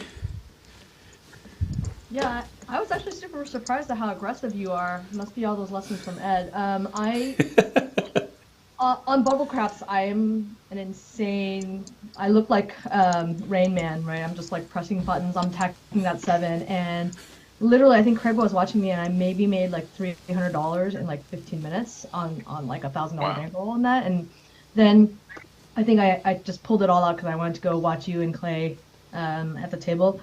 So on Bubble Craps, I'm not exaggerating when I say I've won at least $10,000 on Bubble Craps. Maybe 15, right? So I've done like maybe 20 sessions. They average around $700 to $1,000. And Ian, John have seen me. I'm like a maniac on that. So I take that money and I go to the table. Not so good because I don't know. I can't get Greg and like the storm out of my head. So I do play hybrid. I'll start with like $100 DP and I'll go 66 inside. I'll do the skill thing because now that it's there, I love it. So I'll get a hit for $21. I'll press by inside one more time, and then I'm back down to like base level. And I actually kind of never take that DP off. And I get sniped all the time. So that's how I used to do it, and I just lost my butt all the time. I couldn't be on the right side either way. You either picked off, and then you're like, fine, forget it. I'll just play light side, and then get picked off like right immediately, 7 out like in 2 rolls. So screw that. Now I've been playing Dolly, and Dolly is money. You guys, Dolly is so good. It's my go-to table game now. It's just difficult. I can't do it if I'm on the same side as the shooter. So if I'm on the same side the shooter shoots, they look so wounded when I put that DP down. So I don't do it. I'll only do the Dolly on the opposite table.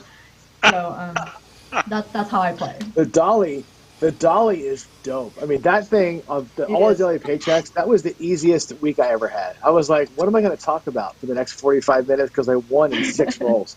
That shit is so strong. My God, yeah. It is real. And it actually, how sometimes you play on Crapsy and you're like, oh my God, squeeze play, I'm going to be a billionaire, right? And then you go to the table and you're just slapped around for like an hour and you're oh my God. I saw Ian. How many times did Ian at whatever it was on the 220 inside trying to squeeze, but he got burnt so much. I felt so bad for him. 4 PSOs, yeah. The guy got crushed. Seriously. Dolly actually translates to real life table play. So even if you get picked off twice on your DCs, as long as they PSO when you have 3 out there at some point, you will make a profit or break even. Like even 2 out of 3, even if you get picked off 2 out of 3. So Dolly really works. And I'll go in with a $1,500 bankroll, which I think it feels really light. So I'll go $15 flat and then $90 on the odds, which feels light. Like, $1,500 doesn't seem like enough because that's $105 per bet, 3 bets, right? So you're looking at $315 out there. But Dolly, $1,500, I haven't gone broke yet. And in fact, the worst I ever did was I think I won $100 after like 5 hours of play. But that's the worst I ever did on Dolly. So Dolly is the way. For me.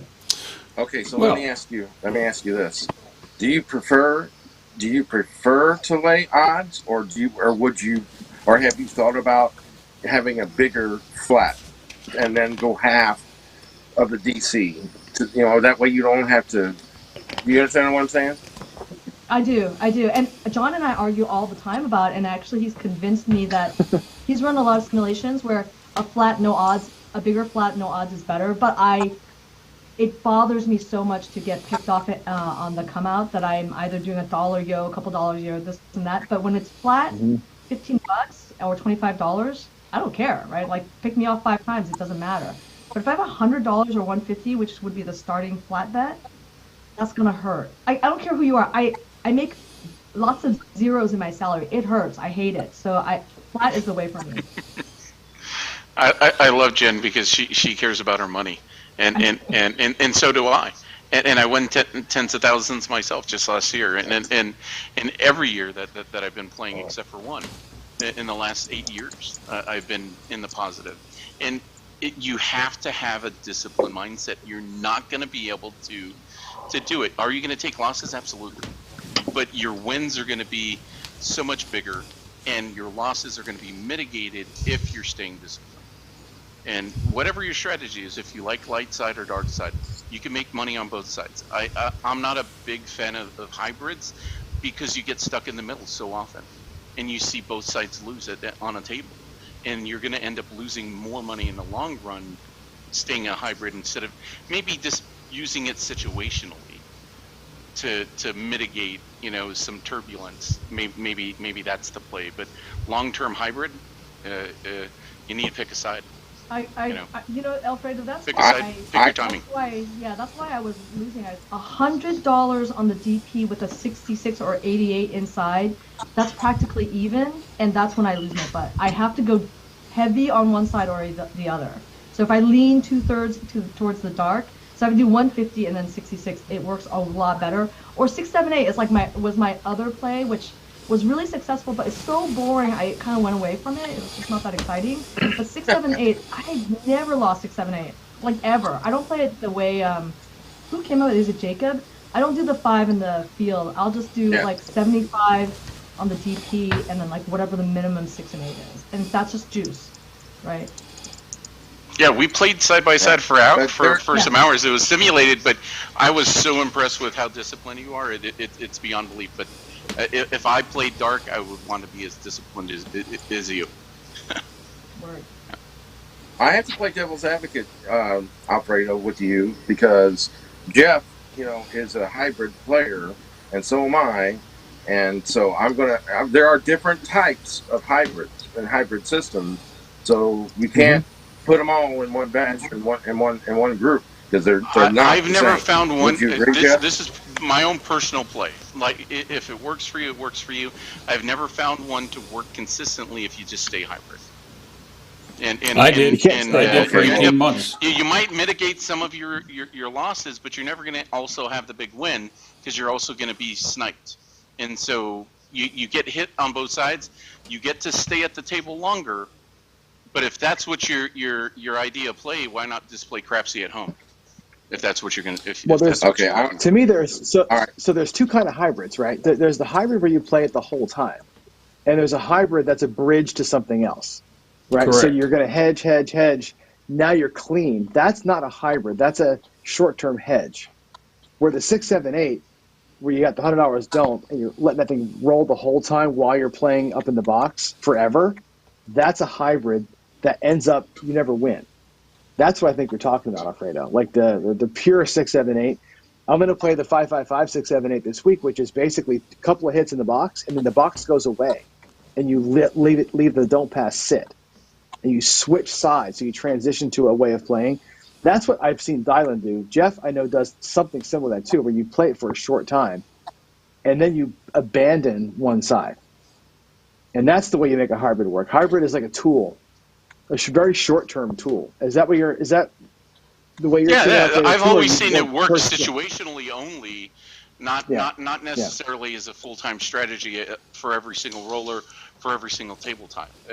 I've seen people definitely be more profitable playing a straight darker side strategy or a straight lighter side strategy and taking advantage of whatever the runs are at the table versus trying to stay in between somehow. That's just my observation. I've been at the table playing for thousands and thousands and thousands of hours. So, Dylan, any follow-up on Jeff? that? No, I just, good comment there. Go ahead. Go ahead. Made a great Dylan. comment. No, I Which mean one made it? I understand what you're saying, but again, there's no magic formula that we've come up with so far. There's holes. There's going to be holes somewhere. Whether no matter which strategy, light, dark, or hybrid, doesn't matter. And so Good night, so everyone. it depends on what the table's going to give you. See you, Joe. Good night. Bye. All right. See you, Joe. Go Thank ahead, you, Joe. Jonathan. Finish up. But so you never know what you never know what you're going to get, the Forrest Gump stuff. So being it's just your mindset. It's what you're looking for and what you're after. But Jeff approaches it a little bit different than I do, and that's why I really wanted to hear from Jeff on this. Well, what I was going to say is basically what Brian just said from Holy Roller. He said hybrid is to stay at the table is my jam. Win slow, lose slow, free cruise. I understand that, and Brian and he probably cruises more than I do. But 4 years ago I became a serious player and I was losing all the time.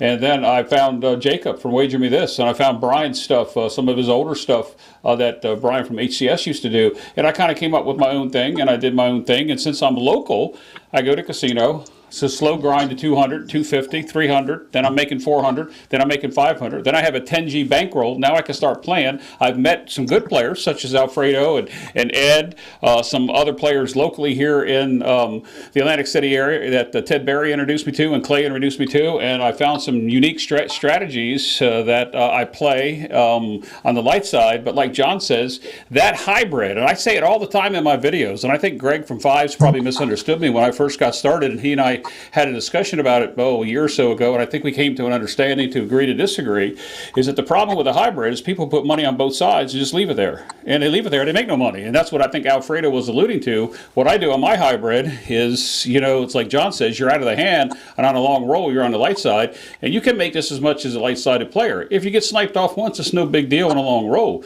But I think how Brian worded that slow win, slow lose equals free cruise. I do it in my backyard all the time, and Clay will tell you he's not said much tonight. I know he's here. He's not said much, but I've walked in, not even one shooter, played a hybrid, made $280 on a $300 bankroll, and out the door I was. Now, when I travel, that's different. But I think everybody has their own way of playing. And Dylan, I know you like to lay the 9. I don't do the lays. I protect it in some other way. I do have a squeeze 4 that basically is a takeoff of both Jacob's anything 4, anything but 10, and Brian's one of Brian's strategies, and just kind of work it in there. And every video I put out, I gave credit to both of them for playing that. So anyway. I think that's well said, Jeff. I mean, the reality is you need to, at some point, merge to a side. But those sorts of strategies are good for winning a micro amount if you're looking to get $100, $200, $250 paycheck. You might have to grind it out. You can get there, but it's not the type of strategy you're going to be using to try to go to Vegas and win. Correct. Like Jen said, $1,000 or $2,000 in a short period of time. You're just not going to get there. Yeah. And I think that's where you get the player who has something in their backyard, limited funds, versus somebody who's saving up a bunch of money or making bank at a previous visit and then doing like you, flying into Vegas and ready to play some big bucks. I think that's the difference between backyard players and front yard players. There's a couple of friends of mine in Las Vegas that they go to. They go to the small casinos, Ellis Island, a lot of the Palace Station casinos where it's $5 and $10 tables, and they'll bang out $200 and go home, call it a day, and they're right there in Vegas. John, do you think that the Moonbow can make 1,000? Just yeah, not when I'm throwing, but yeah, when everybody else is throwing. It's got potential for sure. The Moonbow has potential as long as you avoid the danger zones. Yeah, but other than that, it makes, like I said, it makes $40 regularly. Like regularly on the come out, on the first shot, you're always in a good spot with that thing. It's a 2-roll, sweatshop. I love it. I think it's great. But even after that, which is what Alfredo's contention is that, well, you're just raking in $40, and that doesn't add up that much, and we're wanting thousands. Well, We're wanting 1,000. it's the thing. But the thing of it is it's a two roll. It's a two roll deal, right? So you have to survive the come out roll. Don't hit a 9. Survive the next roll. Don't hit the point. If you can dodge those two rolls, now you're set up 160-ish across, minus the point. You've gone completely right side. You've only burned 2 rolls. And if the shooter has 6, 7, 8, 9 rolls, you're going to make money on those rolls no matter what. So you're going to make more than $40. And you have picked a side. After 2 rolls, you've completely abandoned the dark side because you stave off the don't, and you're just going pure right side. And I think if you were going to leave the don't pass up clean and just play the rest of the numbers, then it would be dumb, because you're gonna just basically have 0 wins every single hand. But because you siphon off, or you spigot off the don't pass and go pure right side, that makes the strategy profitable. And that's why when I did it as a paycheck, it won every single day because of that. Even though I sniped myself a couple times, we did catch the exact, the right rolls after we staved it off. And I think that's the point of it. So it does pick a side. If you're going to play hybrid, you have to pick a side. And you got to pick a side quickly. And the Moonbow picks a side in 2 shots, which is what it has to do. Other than that, if you're going to play 6, 7, 8 and sit there all day long and just hedge, you're going to end up with nowhere. You're going to be in a world of ties, and the casino loves a tie. I mean, the lights on the strip were built from ties. That's why, by the way, there's crapless craps, because there's no ties in crapless craps. Every single loss is 100% to the casino. There are no ties in that game, and that's why that game sucks. I love you all. Don't play crapless freaking craps. It's garbage. And that's the reason why, because they took the tie away. So there you go. Love you. I have to get my dig in every single time. Right. Every time. Dylan, have you tried the Moonbow at a casino? The problem, maybe I would try it on bubble craps. I'm worried about the dealers, right? I mean, they're already super freaking cranky when I'm like, press inside by like 22. I wouldn't do it on bubble craps. I wouldn't. Disaster. Because bubble craps gets you the first couple rolls and strategies like that, especially if you're the big better on the table. It seems to target those people. So I wouldn't, because I actually did a toned down version of it on bubble craps, and I did a couple rolls and I stopped doing it right away because I lost every time. So it's just my 2 cents on that. In Dylan, I put thousands on the line trying some of these strategies that hedge big up front. I've taken some of my biggest losses in shorter periods of time doing them, and I've veered away from them unless it's an absolute stop loss because everything is going wrong at the table, and I still have money in front of me and I want to stay playing. I might do a mixed strategy, but it's for a very short term. I'm not looking there to make money, and I know I can very well get clipped on either end.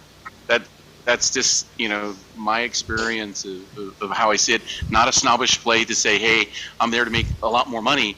It feels like you're getting hit on both ends. Like I'm there getting hit by Mike Tyson, and I'm Buster Douglas, and I'm just getting knocked on both sides. The worst days are always delay. I in the beginning, that's how I sounded dirty, but that's how I met John. I was laying the 4 and I got killed at his local, and I literally texted him and said, I don't know, I messaged him, I said, can I please come over? And it's like 11 p.m. at night. Forget what your wife says. I need to come over and talk to you about being laid.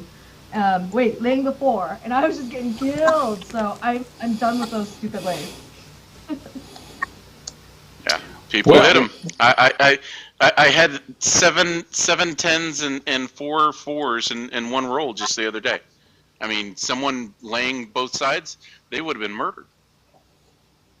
All right, let's move on to the next subject, but I have to clarify something first because I think I might have offended Craig. I hope I didn't. I was talking about when we were playing Jen's per bubble crap strategy, and I won and he didn't. I did realize that Craig started with a lower bankroll, so Craig, if I offended you, I'll certainly say I didn't mean it that way. It was great getting together with you, Jen, and Clay, and I think we all had a great time. And if I offended you, I certainly would take that back. So hopefully you won't hold that against me, because you're right outside my back door. I'm going to go to this question. I don't know that he's still here. It was sent in by the Google's forums. It was, would you call the prop bets an ATM for a casino and recommend playing them sparingly? Anybody want to talk about prop bets? I know we all do it. And we could probably mix this next question in there too. There's a question about who makes a world bet, and I think somebody said, is it world, is it whirl, is it world? So we can kind of like mix those into the same question. I used to think prop bets were for idiots. Go ahead. I'm sorry. Go ahead, Dylan. On that last part, the pronunciation of it, all the casinos accept all three pronunciations of it. And that comes directly from Dave from Casino Quest. So he's been a dealer for 20 years, and you can say world or whirl or whatever. They know what you're talking about, and so it's widely accepted. I actually researched that, and it originally was Whirl, WHIRL, but some people call it World. So, like Diamond just said, they accept both pronunciations, but it actually did start off as WHIRL. All right. So let's go back to the prop bet side of it. Who thinks that the prop bets are a waste of time, and who plays them?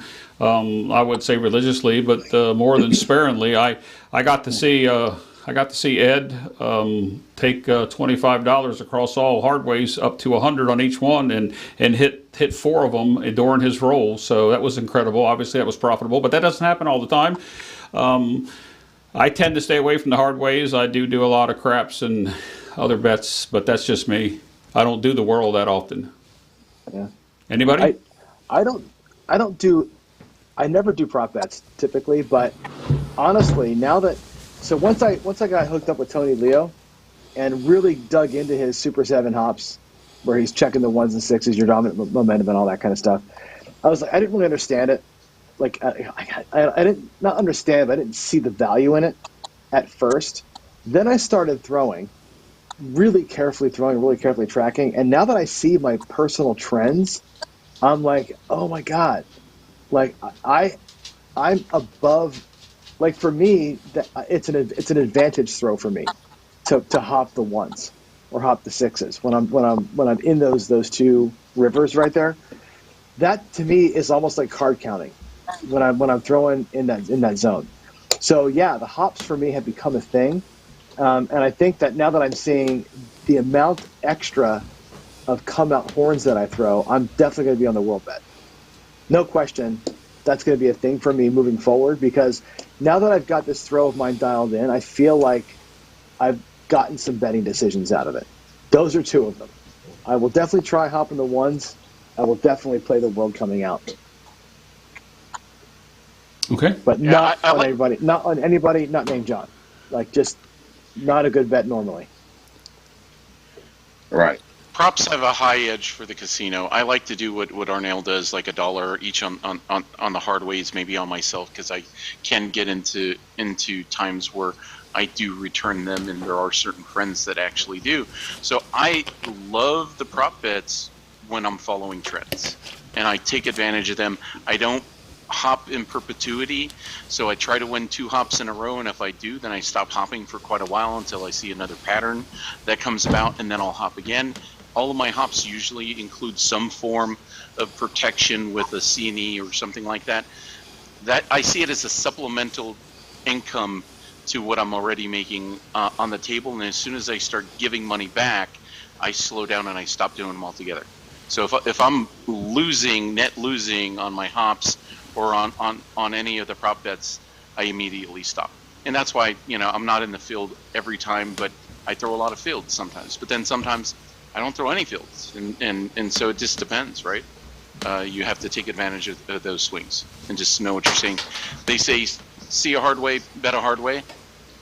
take advantage of what you're seeing. If the person can return it, there's probably, or actually shoots it, there's maybe a higher likelihood that they may be able to return it than someone that has thrown easy the entire time. Okay. Yeah, it's clusters. It's just clusters. You got to capitalize on clusters, no matter where they are, or or what group of clusters. When you see clusters, you got to pounce on it. Okay. Anybody else on the prop bets? I think that answers the question. I mean, they're there for a reason. I think they're there to probably make the casino money. But if you hit on them, you can make a quick buck as well.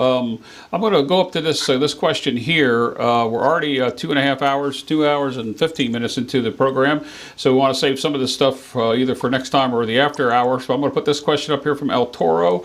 I've got to read the full question. A question to the panel: how much is your buy-in at the table? How much action do you play against your buy-in, and do you adjust your action accordingly when you're up and down? That's an excellent question. We've probably hit on a little bit of that throughout the beginning of the show, but we'll go around to the panel. And Joe, did you have your hand raised up? Did you want to go first on that, or were you just checking your phone? I was actually putting my other earphone in because I'm losing battery here back and forth. I'm switching back and forth. My buy-in's pretty small because my bankroll is not very large, so I usually buy in somewhere around $500. And I vary my strategies. A lot of times I'll go out and I'll just play the horseman, and I'll go back and forth for a while. And then when I see trends, then I'll jump in. Or if I'm up a little bit in my profit, then I'll start playing like side with the skill 66 or something like that, and going off of that. As far as half bets and that, I don't do a lot of that right now. But in my dice shooting series that I'm doing right now, in a few months I'll be getting into later belt levels, and that's where I'm actually gonna start focusing on my betting style. I think I'm going to start adopting more of like an Ed Robinson type style of betting, where I'm going to start, trending my numbers, betting accordingly, regressing, pulling money off when needed, that type of stuff. So that's kind of how I do my betting right now. It will be changing hopefully in the short future, but right now I'm very conservative with how I bet. Alfredo can attest to that. All right, let's go to Chris. How about you, Alfredo? We'll go to you next. Anywhere from like 600 to 1,000 usually is where I'm at. If it's low level table limits, sometimes lower, but it's usually between 600 and 1,000. And Clay has me doing the 620 stack of each, so I can track some hits on the tables. So that happens quite often. But yeah, usually 600 to 1,000, somewhere in that range. All right, Jen, you, ma'am. Everybody wants to hear a little more, Jen. Oh, yeah. So I'll do $1,000 on bubble craps, and then at the table it'll be 1,500. I'm always interested in seeing folks play with a very low bankroll, because I taught my wife to play craps on the cruise, and she does. It's kind of like the hedgeless, except the last one is a DC, so it's the all-day strategy from Crappy the Crapsman, and she bought in for maybe $500-600, lasted for hours, and like she'll squeeze out like a $75 profit or a $20 profit. So it's fantastic. So, and she doesn't even know what a $5 or $9, $25 would pay. Like, she doesn't know anything, but she can definitely do don't pass, come, don't come, like repeat. Fantastic. All right, Alfredo.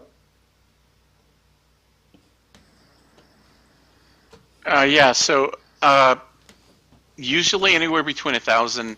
I'll put up to 2,000 at play per day, but usually 1,000 is the typical buy-in. There are times where if it's a $10 table, I might buy in for 500. Or if I'm just trying to pass time and doing a coffee run, I'm not going to go in and put 1,000 in play. If I'm looking only to be there for a very short period of time, I might only put 500 play because I know I'm going to put a lot more of it at risk. But typically the risk level somewhere between 76 or 66 on average. So try to have about 15 bullets or something like that, between 15. Typically don't get 20, even though I'd like to have 20 shots at it. I'll bet heavier on myself. All right. See, Joe, Chris, Jen. Did we cover all four of you? Dylan, what about you? Well, if I'm doing bubble craps, then it's usually standard of 400 to 500 buy-in. Excuse me. And if it's a normal table, it's and I have $10 and $15 tables around here, so there are no $5 tables anymore, unfortunately. But so that's a minimum buy-in of minimum of 15,500 to anywhere from 3 to 5,000. And that's my I'm not I'm comfortable. I'm comfortable with 3,000 with no problem. So I can do and that gives me a comfort zone that I can maneuver and breathe, and if there's hiccups, then I can have I can recover because I have already thoughts in mind of what I can do. So that just gives you a little breathing room, and so I find that that's a little more easier mentally on the mind, psychologically. It just helps me to have a bigger All right, bankroll. John, how about you? Bubble craps is usually $500. My local casino at $10. It's typically 500 to 750. At a larger minimum table, I'm buying for 1,000. I will usually play my strategy that's for everybody else, typically the horseman, for the first $500 worth. Like if I buy it for 1,000, I lose 500. At that point, to El Toro's comment, I switch up and I will lower my spread. So I'll keep my normal spread until I lose 50%, and then I will adjust my spread. And that may be the point which I change strategy. It may just be the point where I lower my bets down and do something a little bit different. So I may go from 66 inside to 44 inside, or may just pick up the 4, 5, 9, and 10 for $10 each. And I'll lower my output when I get to 50% loss if that happens. But yeah, that's typically what I do. And if I'm playing at the $5 table here locally, I'll buy in for $300. I treat it like a bubble craps machine. I'm out there to try stuff out. I've gone to my local $5 table and just tried the do-it-yourself repeater for 32 across, and just literally lit $300 on fire to see if I could pull it off. But that's rare. Okay. Most of the time, it's All right. 750 to 1,000. Yeah, I'm at usually 500 to 600 at the local when it's $10 and it's $1,000 every time we bought in. When I was in Biloxi last week, it was $1,000 each time we walked up to the table, and that's what got me in trouble. But from a standpoint of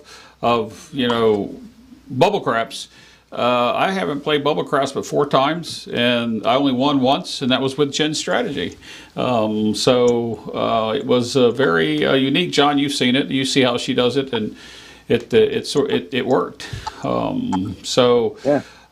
before we get off this topic, Jen, I know you just went off camera. Greg has a question for you. I'm going to put up here before we move on. What is your win goal on a $1,500 win goal, if any? I think he's asking you, with $1,500, what is your win goal, Jen? It sure as heck is not 20%. So I'm like John. I zero stop loss. I play until it's gone, and I go as long as I can go. And I'm really hoping for 100%, but I'll settle for 50. I'll play till I'm tired, and I'm a total degen. I'll play till 3 a.m. Now, I have a question for you. Wait, I'll put it in chat. Jen, is that bubble crabs or is that both regular, rolling the dice craps? Because I've seen you hit that bubble craps machine, and I don't know why your hand isn't hurting. Nah, I use different kung fu moves on it, but yeah, bubble craps, it's bad. I will not drink, and I will play on that machine for 10 hours and not budge. But it's the same either way. I want to play, especially if I'm down, and then it's a battle between me and the bubble craps RNG, right? I know that if I hammer with 7, it will eventually come. I don't care. I don't mind if I get picked off, and I'll go after it. I've never lost the bubble craps. The only time I lost, and I know you're in chat, Waylon, I'm 19 for 20. The only time I've ever lost was playing Waylon's mind strategy, because that's light side, and I got crushed. Otherwise, I'm always winning because I'm betting very, very heavy dark side on the bubble craps, as you saw, Jeff. Yeah, I agree, and I'm sure Waylon's going to have a comment to come back about that, something along the lines. He'll make it up to you. But while we're on this world prop bets, let's go ahead and get this question out of the way. Duraso asked, who actually incorporates a field bet in any specific strategy, just not occasionally putting something out there? I think he means, do you have something probably other than the Iron Cross? Do you have a strategy that always includes a field bet? Anybody on the panel? Only in the Moonbow. That's it. I made All right. Diamond, by the way, I made a short video on the Moonbow come out today that talks about how great the field bet is. So Yeah, I try never to be in the field more than 5 or 6 rolls. It's a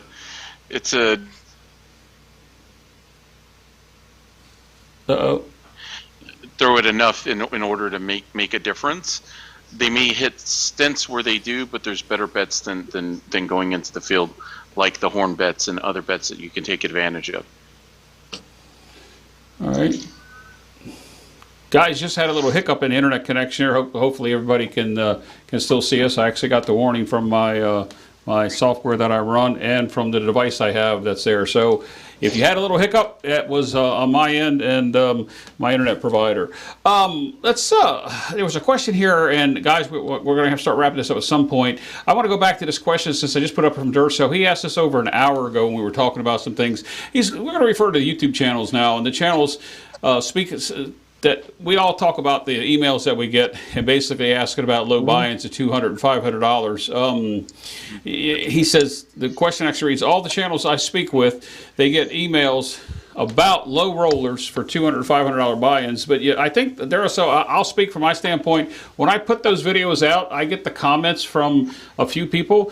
But when I put a different strategy out or I put a different video out, especially my comparison videos, I get more views and more comments from a larger video, but that's not the reason why I'm making it. I do a lot of low buy-in stuff, as you know. I don't know about the other content providers that are on here, but that's a good question. I get questions like that all the time. Can I take Waylon's blank strategy and can I play it at a $10 level? I get it all the time. Yeah. I have an eye roll for that one, man. I'm like, fucking just do some math.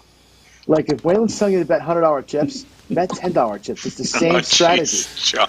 Like, seriously. Holy cow. Sorry. It's the same strategy. Like, if you're going to do 100 on the don't and $100 on the 5 and 9, it's 10, 10, and 10. Like, do some fucking math. Yeah. Like, it's not that hard, right? But again, we have a response. I know. It's five of these, okay? But we have a responsibility to do things at lower levels. On my Friday shows, I'm doing bubble craps levels. I'm betting dollar chips now, right? Because people have to see that. But at the end of the day, do some math. It's not that hard to reduce to lop zeros off, and look at that as a percentage of your bankroll. It's not that hard. So you wouldn't be you, John, if you weren't unfiltered. I mean, I have to be unfiltered. But am I wrong though? Am I wrong with that? Like, no, people get mad at me and say, you shouldn't be playing at $5,000. I'm like, okay, it's $5,000. Do it at 500. It's the same thing. Take a couple zeros off. It'll be exactly. Okay. Multiply it up, right? Yeah. Right. And people have to realize that it's not that hard. Yeah. It's the same strategy. It's just skilled.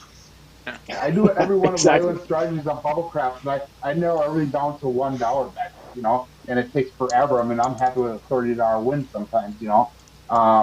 But you can narrow everything down $1, $5, $10, whatever you want to do. I mean, just take the zeros off. All right. Let's see. Another question in here. This is going to be a real quick one. It's more of a comment, I think, than a question. This comes from Brian over an hour ago from Hawaii Crap Shooters. He wants to know a question. Can people show more chip porn of winning 20%, please? So he wants to see this. He wants $26. Here it is. I'm at $26 today. Yay! That's awesome. You know, I don't typically take pictures of chip porn, but it you know, I did this past trip just because somebody said, how's it going, and I took a picture, and I know that Ed took a couple, but There it is. I put it out there. Brian asked, so he wanted to know if we could do that. Let's see here. Dan DVD asked this question, guys. We're coming down to the end of the show here, so keep that in mind. We looks like we may have just peaked at 68 viewers today. That's great to see that many. Maybe it was more than that. I didn't quite see it. But when it's your time to shoot, would you play the inside or all the way across, or better yet, just the 6 and the 8? Anybody? Dylan, let's start with you on that one. So you're the shooter. Would you play inside or all the way across? And please don't tell me you're going to stick to the skill 66. No, I wouldn't stick to the skill. No, because you don't have to do that. You can branch out, but I would typically start with the inside, and then branch. So I've got no problem including the 4 and the 10 after it's paid for. So, that's especially if I'm the shooter, because I'm going to throw a 3V set that's going to target the inside numbers, and so why not? I don't need the 4 and 10 at that time, because I'm not going for those numbers. My dice set is going to help me attack either outside or inside or what have you. So that's my interpretation of you on that. So. Okay. Anybody else? As I walk off cue to get something for my dog. I think it's simple. I mean, and this is coming from someone that puts in a lot of time in shooting. I do all of it. I sometimes play just a pass line on myself. You know, you might be surprised to hear that. Well, guess what? If I'm walking into a casino, I haven't done any tossing in my room or something like that, I don't want to just go and burn money. I don't believe in that, especially if I'm just buying in. Right? I want to see that I'm warmed up. What numbers am I hitting if I start with a hard way set? I play all of it. Once I'm settled in, probably going to play either across or heavier inside, depending on what I'm seeing. But yeah, no, I'll play all the way down to pass line. Typically, never play a don't on myself. I say never. I did it one time and I still killed myself. So I don't know. Figured I was throwing 7s and I figured a way to still kill myself. It was bad. I have a question on that, Alfredo, because I'm actually in this point where, and I'm sure Brian Holywaller is in there too. I actually play a lot for comps in terms of like status chasing and getting free stuff. So I won't go and just do like $30 6 on 8 because I don't want to be rated as a $60 player. I can't, right? Like I really need a like 200, 250 rating. And I know sometimes I'll just tell the pit boss, I'm just building up. I need to warm up. It's like the pregame, right? But if that's all to play light, I'm not going in. No way. I know you guys stop. I won't do like a $25 pass line. No way, because then it's gonna kill my rating. I'd rather just not give my card. Right. How it's going to kill your rating if you? Oh no, just a 25. Oh, yeah. I get you. If I'm doing something like that, I'm not giving them my card. There are times because I put 50 something hours at the table when I'm rated. Why do I need to? You know, if I'm just there to play and shoot or something like that, I'm not giving them. I might even wait to give them my card to check in until I've warmed up and see where I'm at and how I want to bet. And they know. I say don't put me in the system because I'm going to put enough hours anyways at a much higher betting level in order to get there. And so if I'm there just to play to see if I can get another big run and I've locked away money, I won't even put in my card because I'm going to start low and just try to go to the moon. Yeah.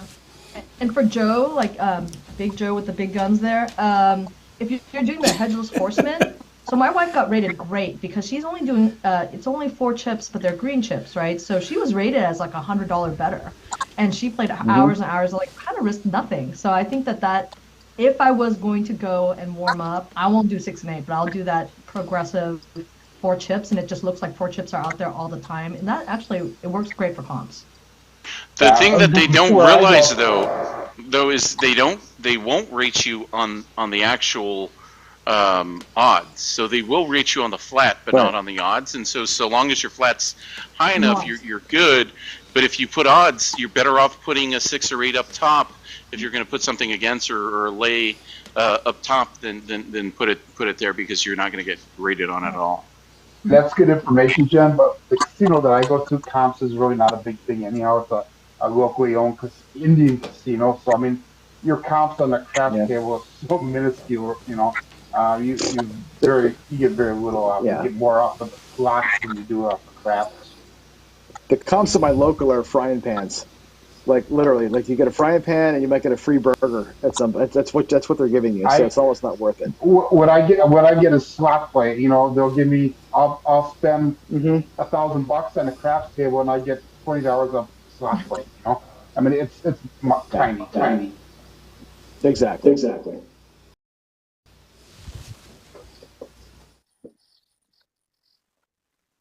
In fact, that's one thing that if I should start venturing out, that I would be interested in learning more about. I know Fredo kind of, introduced me. Hey, I just that first run that I went with you guys and Arnell. Yeah. That was my first time at a Caesars property. I'm now getting Caesars at every property, giving me multiple times a week $250 free bets. I mean, that's free money. That was my first introduction to real comps. And, we took a lunch break, and Alfredo bought us lunch with his comps just from that one day. I mean, it was, it was kind of neat, something I really was not exposed to too much. So.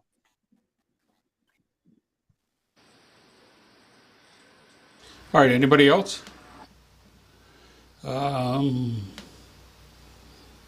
I'll put this up here that you guys are talking about comps. What Ron from California Crap Club said is that if you want to better your comps, play roulette. Let's take one more question here, guys. My microphone is almost dead, and my headsets are almost there too. I'm going to have to switch to Alfredo-style headsets here in a minute. Let's see. One more question. I had it queued up here. And no, John, I'm not going to put the one you put up there about the corn dog. Oh man, that's so good. I want to get Nemo's thoughts on that corn dog. Actually. Yeah, well, he left to go over to Casino Quest to play on Crapsy. Yeah. So there was another question in there somewhere. Scrolling back to find it.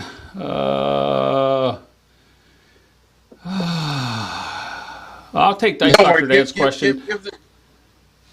Give that fish 5 minutes and he'll be right back. He'll be fried. All right, here's the question. Quite some time. Quite some time ago. Question. Go ahead. I'm sorry. What was that? Brian just asked a question for Alfredo, asking about if he has a strategy to earn comp ratings.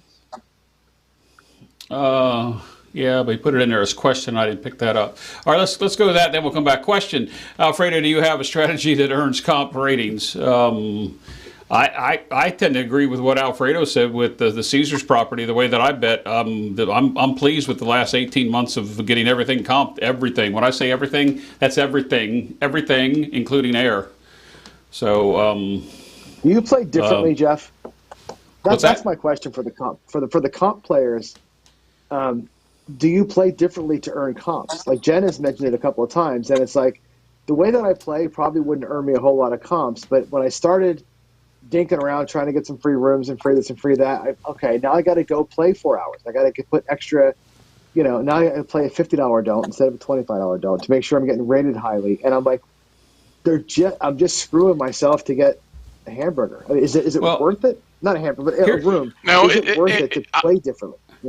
Well, it's not just a room, John. I got 32 rooms last year, and I wasn't even rated where I'm rated now. I start typically with 66 or 88 inside, and I'm typically 154 to 160 before the hand's over with. At the end of the session of playing, I walk up to the box man. I said, "What did you have me rated at?" He'll come back, and he typically always says somewhere in the 150, 160 a hand range, and then I kind of look at him. I said, I was a little higher than that. He'll say he'll fix it.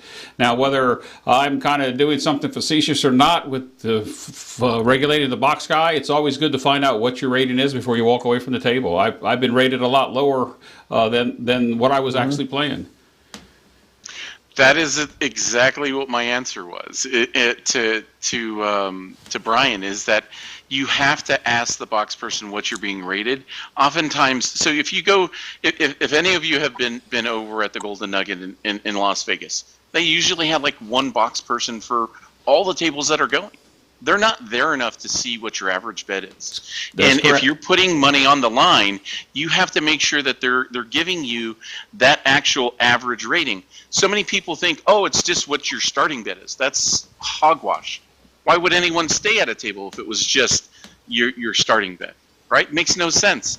They are there and supposed to give you what your true average is of what you're leaving on the line or risking throughout the time. And so if you were to start at a 66 and on average have 150 in play, or on average have 200 in play, because you're staying a bit more aggressive and getting there enough times, then they should be rating you at that point. Anything up above 100, they're going to probably give you anything you want, even for a significant other. If you get up above 150, they're probably going to start comping you for meals that could feed up to 5 people. If it's up above 200, they're probably not going to say no to a lot of different things that you ask for, but you have to ask for them. So many properties don't just load it on your card. You have to go ask for it over at the pit. And so long as you're asking what you're being rated and making sure it's not only what they have you rated as far as what you're betting, sometimes your time is off in there. Someone screwed up somewhere along the line, and you're being rated for an hour of play when you've been sitting there for 4 hours. Well, yeah, you're not going to get a lot of tier points because you got screwed and you didn't check it. But John, Good just for the information. Philly John- special, you get comped galore. Oh my God. Yeah, but you'll also be fucking poor. I mean, I tried that thing today. Well, you don't need to Boy. chase comps. Like that's the Yeah. normal play that I play. So I'm not chasing comps. I don't think Jen's Yeah, chasing yeah. comps. She's Oh, going to no. stay there, Right. but she wants to chase make. Well, she chases comps, but But yeah, Alfredo, I think I that's should talk one- to you because I think there's probably ways at which you could take Yeah. advantage of your level of play even more, and make sure that you're leveraging that. Just as Jeff said, sometimes if you challenge them, they're gonna do that, because guess what? People that play that way as well, they bring more people to the table and they keep them at the table because they see people are playing consistently for hours on that. But it does impact how I play, John. Like I know I should turn off my bets or take it off the table and stop, but I know then I'm going to get dinged on my play. So as I said earlier, your hedgeless horseman, if you're doing it at a quarter, that will be plenty. So because that's going to be a $100 average bet, and you can Right. you can grind it out for hours, and you're going to be at the same Oh, yeah. rating as me. I've definitely not lost as much money as I've won in comps. So that cruise to Alaska, that's more than $6,000, and that I paid $500 for it, right? So, yeah, but that's good enough for you. If you wanted the comp and you wanted to treat Kathy and your kids to a free cruise, that's the way to go. Hedgeless horseman.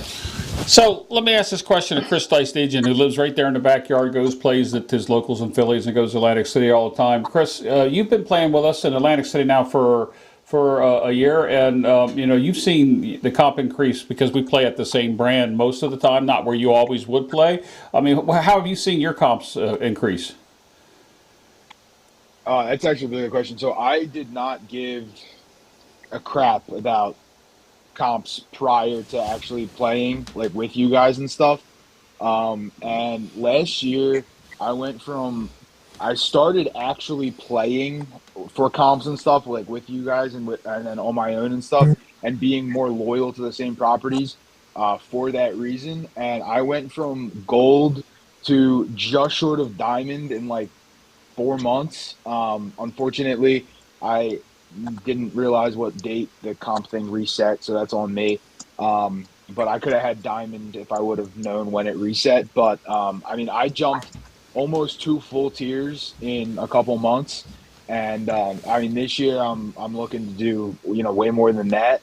But the comps they're really good if you start playing for them. I'm not saying that that's how you should play, but if you are interested in the comps and stuff, and I don't know that much about them, so I need to talk to Jeff, Alfredo, and others more about them. But you can get some nice stuff. When we were in Atlantic City last time, I took girlfriend DJ out for dinner, and next thing I know, that was taken off my bill at the end. And I didn't even realize it. I didn't expect it, nothing like that. But rooms being paid for is great. Even something simple as free parking, right? if you go to the casino a lot, that parking adds up over time. Now, once you get high enough tier status, I mean, you don't have to worry about it anyway. But like, when I first started, like you pay for parking and stuff, and then I noticed that they were knocking parking off, they knocked this off, they knocked that off. So I mean, it's definitely a benefit, and now I'm more focused on it when I do go play, and I'm more concerned about what my average bet looks like, and am I being rated properly, and am I getting stuff for my play? Because it also comes back to like me being loyal to the casino, but also like them being loyal to me, right? If they start giving me stuff, it's going to make me one come back to use the free stuff that they're giving me, but also like if they're taking care of me, I want to go play there more.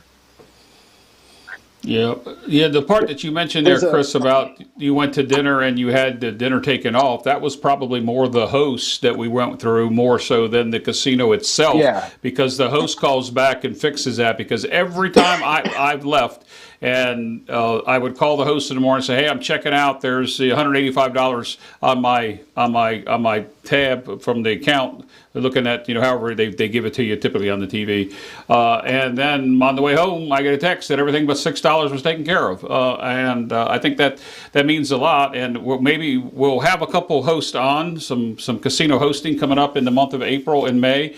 We're going to have them on the show, so. We can talk more about what they can do and what they can't do. I've learned an awful lot this past year, not only from the host and using one, but also from our good friend Ted Berry, who has showed us tricks, if I could say, of how he does what he does in order to benefit it. And we talk about it, Chris, in our AC text group every day. There's messages in there about what we're doing. We're coming up this Friday, and we've got everything from a hospitality room that is a suite that's on somebody else's tab that we all have our room. So and when we walk out of there, I don't think there's any in that group that's going to have anything to worry about food or room wise. And the casinos welcome us, because not all of us are going to win, but hopefully most of us will, especially this one.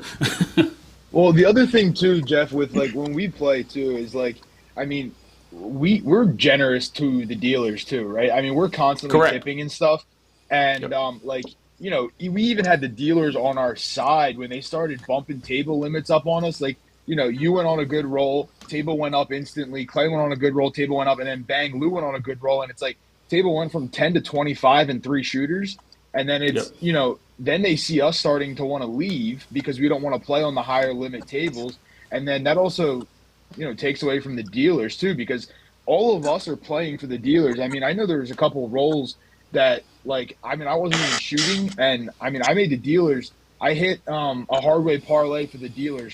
Like, I mean, they made $90 on a couple of rolls for no problem, and then they were making money the entire time throughout. So, I mean, we take care of the dealers, and then that also they like us, I guess, a little bit more because of that. Whereas other players at the table aren't tipping at all, and I'm not saying you have to, but you should. And not necessarily play for them the whole time, but I mean, like, the dealer's doing a lot of work there, and you need to take care of them. And plus, it makes for a more fun environment when we're playing. Like, I mean, we were shooting shit with the dealers the entire time we were playing, and it was a good time all around. It was basically all of us around the table, a couple, randoms here and there, but I mean, we were having a good time. We were making money. The dealers were making money, and we were all just having a grand old time. So. Yeah, I'm going to put this comment up here from Miguel, who's the YouTube Blacklight is his name there. He says, get an Airbnb, the whole house will, for the craps team. We don't have to do that. It's a little difference between the West Coast and the East Coast, because here on the East Coast, we can get adjoining suites, and, you can have 9 or 10 people staying there, and we use the suites as hospitality, and we have our own rooms. We want to play right at the casino we're playing at. We don't have to worry about traveling back and forth and getting out of there. I suppose if you're in Vegas, I hear several people get Airbnbs, and they do that, but a lot of traveling and back and forth. So I think the comp thing, maybe it's a topic for a future session and how people use comps. With that said, did somebody have a comment that was in there? Well, it's a huge thing though, Jeff, because right now a lot of casinos, unless you're at a very high rating, are charging you resort fees, right? In addition to maybe you not getting enough in order to pay for food, you could get literally thousands of dollars just from one trip alone that's taken off from a comp. That's an expense you're not incurring. Just like Jen said, Correct. she's taking this nice big trip that costs thousands of dollars and she's only paying $500. It makes a huge difference. You really do need to look at that. I saw a comment from Brian about the casino reserves the right to rate you. It's information for their purposes. That might be true, but as soon as you secede your ability of what you bring as far as value to the casino and let a pit boss talk to you that way, guess what? I'll call for their boss because I know the GMs, and I will have a conversation with them about that. Because guess what? I can decide whether or not I want to spend 50 hours playing craps. And if you don't want my time in play, even if I'm winning, they're going to be winning because more people are seeing bigger rolls sometimes. Guess what? They want me to be there, even if I'm winning, because they're going to be winning more money because more people are taking money out of their pocket. And as soon as someone pisses me off, I can decide to go somewhere else. Just like they can say, oh, well, it reserves the right. I reserve the right to play wherever I want to play too. Yeah, and you heard. Don't for 1 second give them an ounce to say and think that they can treat you like shit, because they can't, and you have a lot more buying power than you're giving yourself the worth for. And not that you need to demand it, but you should demand some respect from them.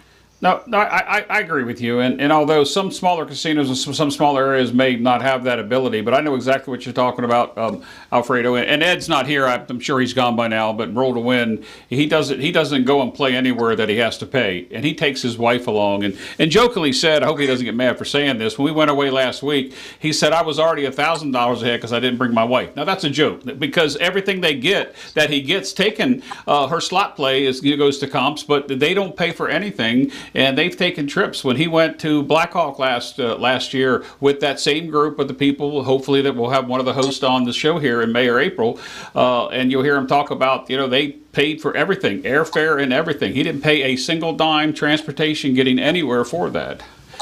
So I think that's a topic we really need to look at as we head into the top of hour 3 of the show. Guys, anybody else want to talk about comps? It seems like we lost John. Maybe he got mad because the word crapless came up in comps, and maybe he went somewhere. I don't know where John went. I did put this question up from Dice Dr. Dan. I think it's only fair for me to at least be able to talk about it. This was several hours ago. A question: if you bought him for $1,000 to play your session, would you leave? Would you play until it was gone? And he already knows John answers. And I think we do. $1,000, Dan, for me. I'll answer real quick. Depends where I'm playing. Locally, I would not play till it was gone.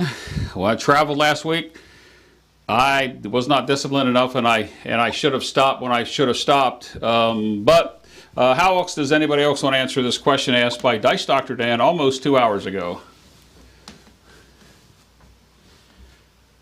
Until it's all gone. Then I'm coming back for more.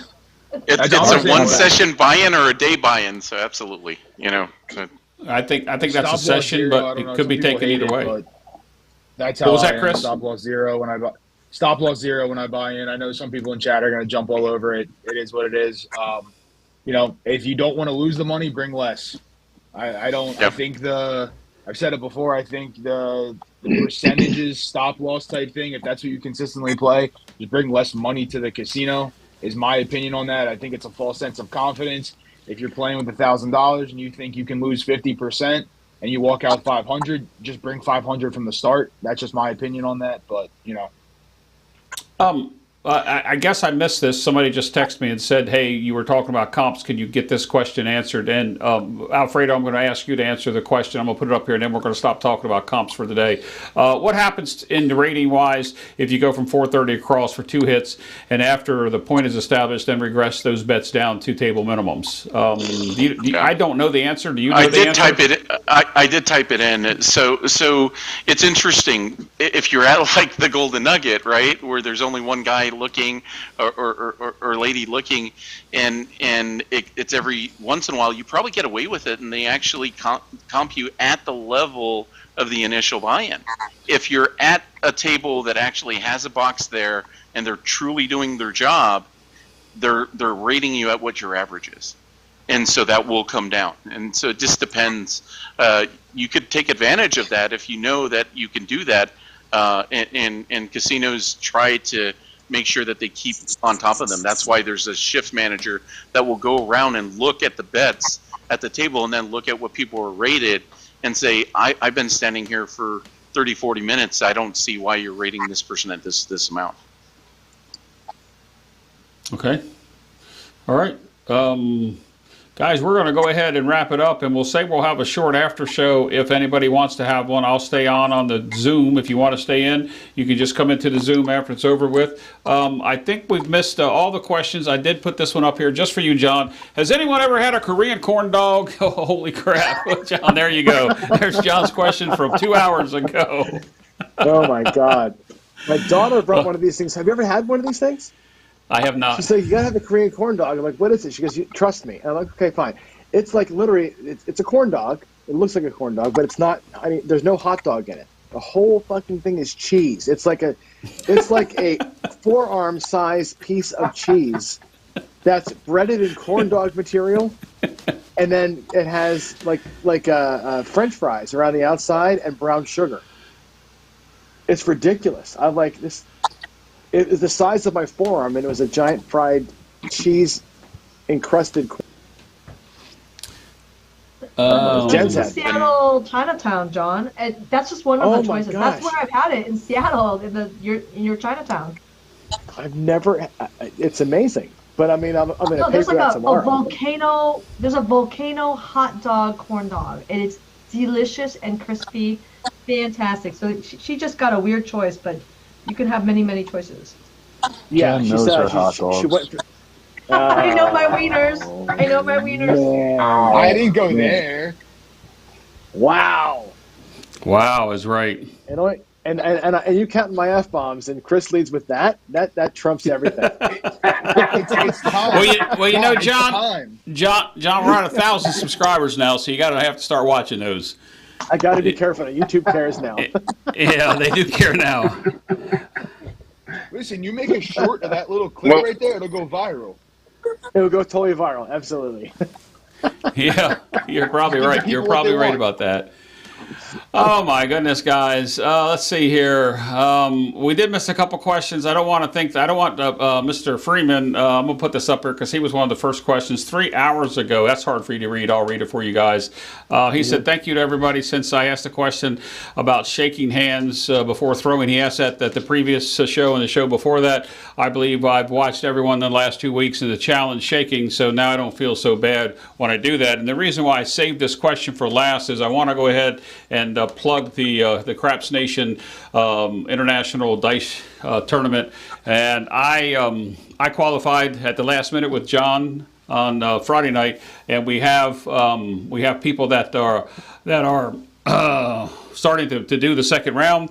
So you know, John and Alfredo, you guys know more about this than I do with the tournament. Let's go ahead and finish this note out on the impact and what we're seeing from the viewership and what do you think that'll do for the community? Good, Alfredo. You know, I think it's the start of something that we all want, right? More engagement from everybody. I'd love to see people jump into the future tournaments and shoot random and not try to be a controlled shooter and actually make the finals or something and take someone else out. I think the way it's structured didn't allow for enough time for people to join, but even then, there's a lot of great people, great shooters that miss the first round. You're certainly going to see great shooters miss getting into the next round, and it's only the start, because I don't only want us to see shooting. I'd like to see us do what we were trying to do the other day, John, jump on and have multiple people with multiple crapsies and show how we bet and have betting tournaments involving even our viewers and players that are out there, because I think so much of this game is betting, right? You're not going to have the dice in your hand most of the time, you know, and even if you're good, you're still not going to have the dice in your hand most of the time. And so you have to be able to sustain yourself. And the more and more you can fine tune how to have the what do you look for if you're a salesperson? You're looking for cues, right? What do you look for in a lot of different things? You're looking for cues at the table that tell you, hey, there's some danger here. Maybe you should look to shift your betting because of the trends that you're seeing. It's those things that are harder to teach someone because it's time at the table that you got it. But now you could do that at home with us off of real rolls with Crapsy and with many of the other things that we're doing, running out strategies. The sky's the limit, man. Our community is going to continue to grow because of people like John, because of people like Jeff, and because of people like Chris Dice Degen, because of people like Joe, who's teaching people from the start to the finish, from building a table all the way through the belt system. Yep. Not much to add there. I think the tournament's awesome. I've gotten to meet like 5 people I didn't know before that were from Craps Nation that I got to host their throws. And I've gotten to watch, and I think we all have, right? People you have maybe seen their names in Discord but never knew who they were. It's kind of cool to watch these people shoot. See, what's funny to me is like when I first started my channel, I had no idea. I mean, I've played craps my whole life, but I had no idea that there were so many people that had home tables. Like I built my table on like, hey, I thought it was unique. Turns out everybody's got one, and it's cool to see their setups. I think this is really, really a neat thing to watch the whole tournament unfold.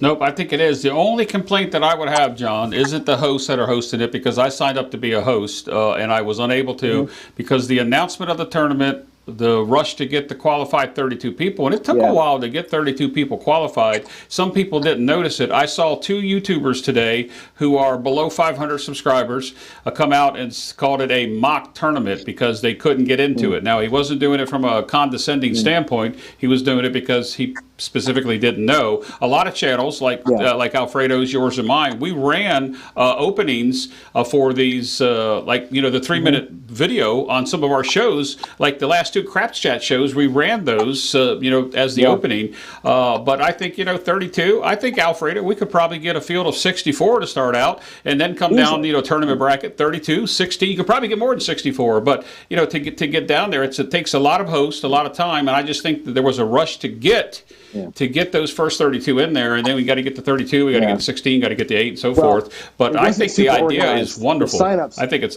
great. The sign-ups weren't very organized. I think we could do a better job of signing people up. I think as much as we like to think everybody watches all of us, there's obviously a bunch of people who don't and didn't know about it, which is unfortunate. There was a segment of people who just didn't know that was going on. There's whole crews that didn't participate, and we know that they, there's big followings that are out there. I think that because it was started by Craps Nation, that's the majority of the Craps Nation folk are the ones that actually caught on right away.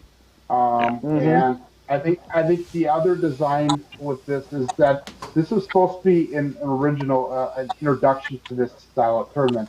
I do believe that he's redoing it again in the future. So this is kind of like the introductory thing. And maybe this could be an ongoing series, in the future. And it's just going to get bigger. It will.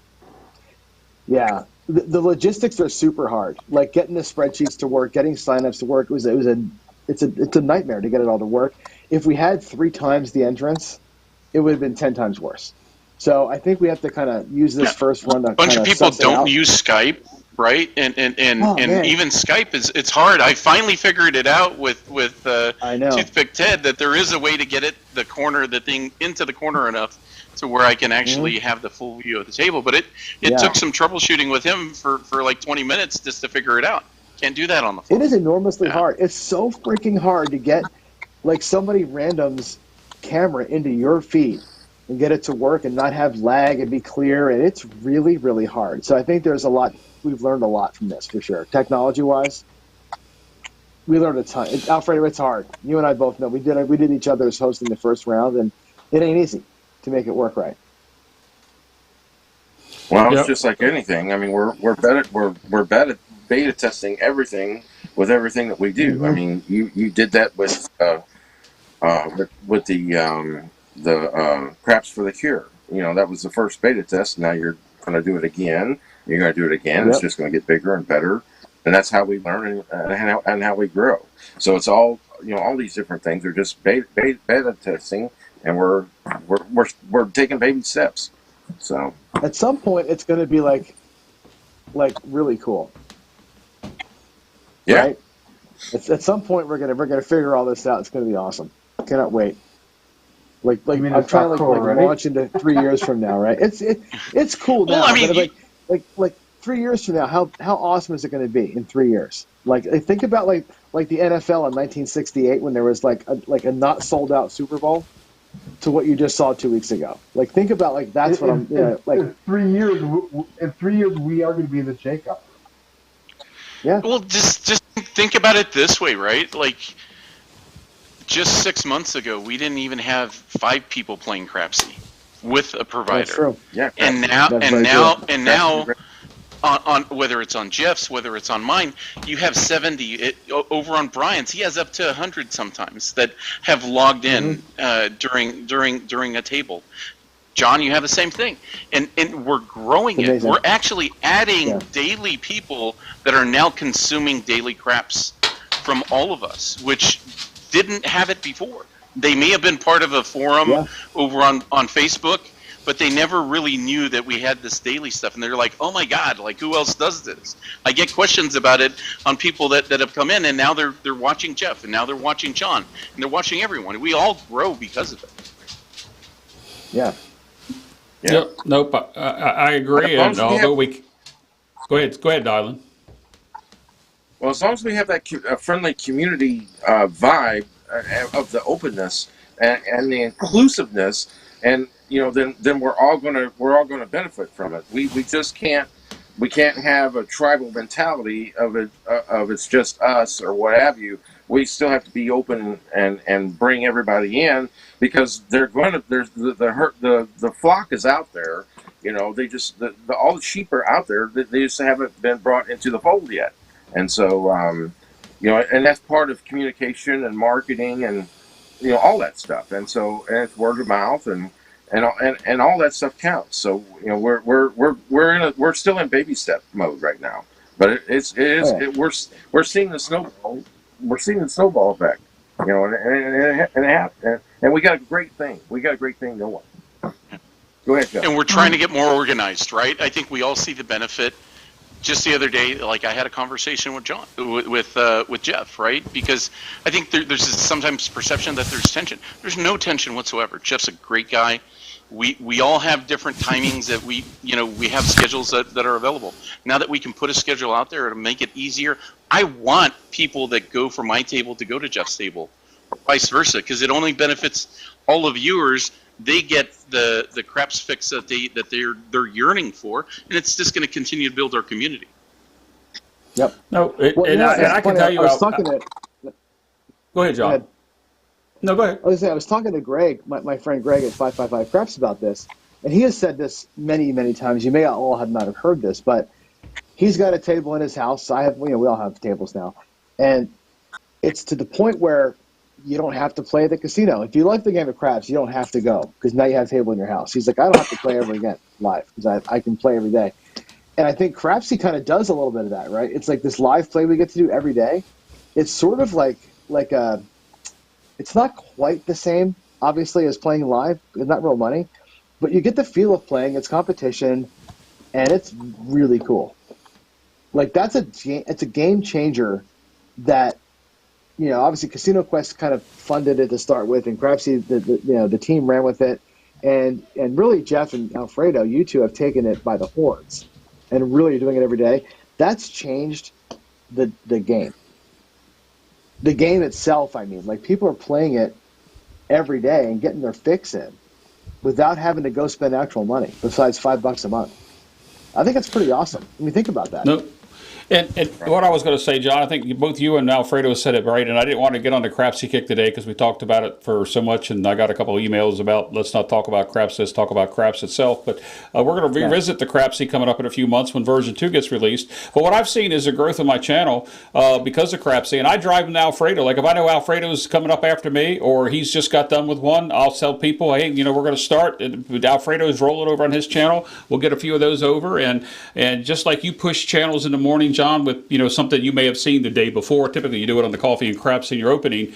We push everybody's channels, and I think my last count was 16 different channels now using Crapsy, and maybe a 17th one with All Is Well 714, which is a new craps channel that's been added to the scrolling list, doing Crapsy as well. So they're not doing it all the time, but they're doing it some of the time. And I think what we're seeing is some of the channels that go live during the daytime without Crapsy, people would like to get a daytime fix, if you would. I don't want to make it sound like it's a habit or a drug or some malicious thing, but look at George. He'll go live our time, East Coast time. It's morning over in Cyprus, but he'll go live at 1 o'clock in the morning, and he'll have 16, 17 people playing Crapsy with him. And I would say most of them are people that we already are playing Crapsy with at whatever time of the day. The thing is that, I said this a long time ago. I'm hoping that Craps doesn't die. James Newberry always writes me, and poor James Newberry, he sends me these pictures. He's like, Craps is dead. And I get an email from him. There's 5 empty tables or one person at a table at wherever he's going to play. And you worry about, we need more women playing craps. We need more young people, Chris, playing craps, right, to keep the game growing. But I'll tell you what, I can turn my camera on the garage, flick on craps, see any time of the day, and 10 people show up. This game ain't dead. This game is not dead. And not even a little bit. People are thirsty for more craps. It's awesome. Yeah. Myself, and this is getting off the crapsy subject. I usually go live every morning now for the last couple of weeks, right before John's morning rollout show. And I always try to end my show before he starts, and I always try to pump people over towards him because everybody knows that John does it at that time, And I find that as my stream goes longer, more people start tuning in because I know when it gets close to his start time, they'll jump out and go right over.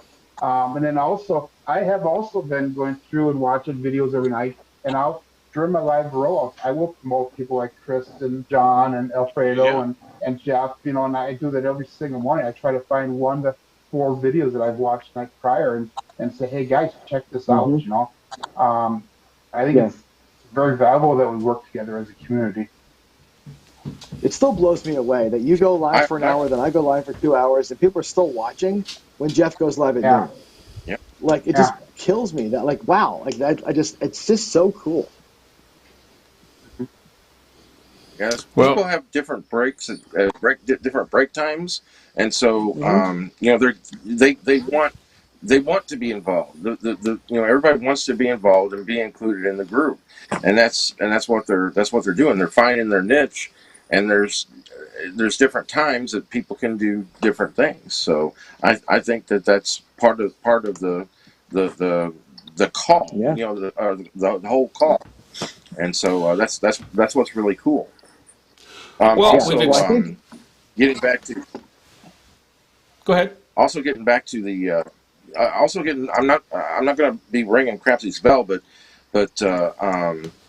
this all goes back to the how great our craps community is because that the craps community as a whole stood by CQ in their greatest time of need, and they have talked about that relentlessly. Here just not too long ago, they had a video saying that it was because of the craps community that their business did not fail, and so that's a huge shout out that our craps community is something to be admired and looked at, and because we hold ourselves to a good high standard. And so we want the best for everyone. And so we knew that, the craps community knew that CQ was a worthwhile thing to have and to support. And we know that Crapsy is a great thing to support, and that's what we're doing. And because it all snowballs and goes hand in hand, and it's self-fulfilling that that it helps everyone in the long run.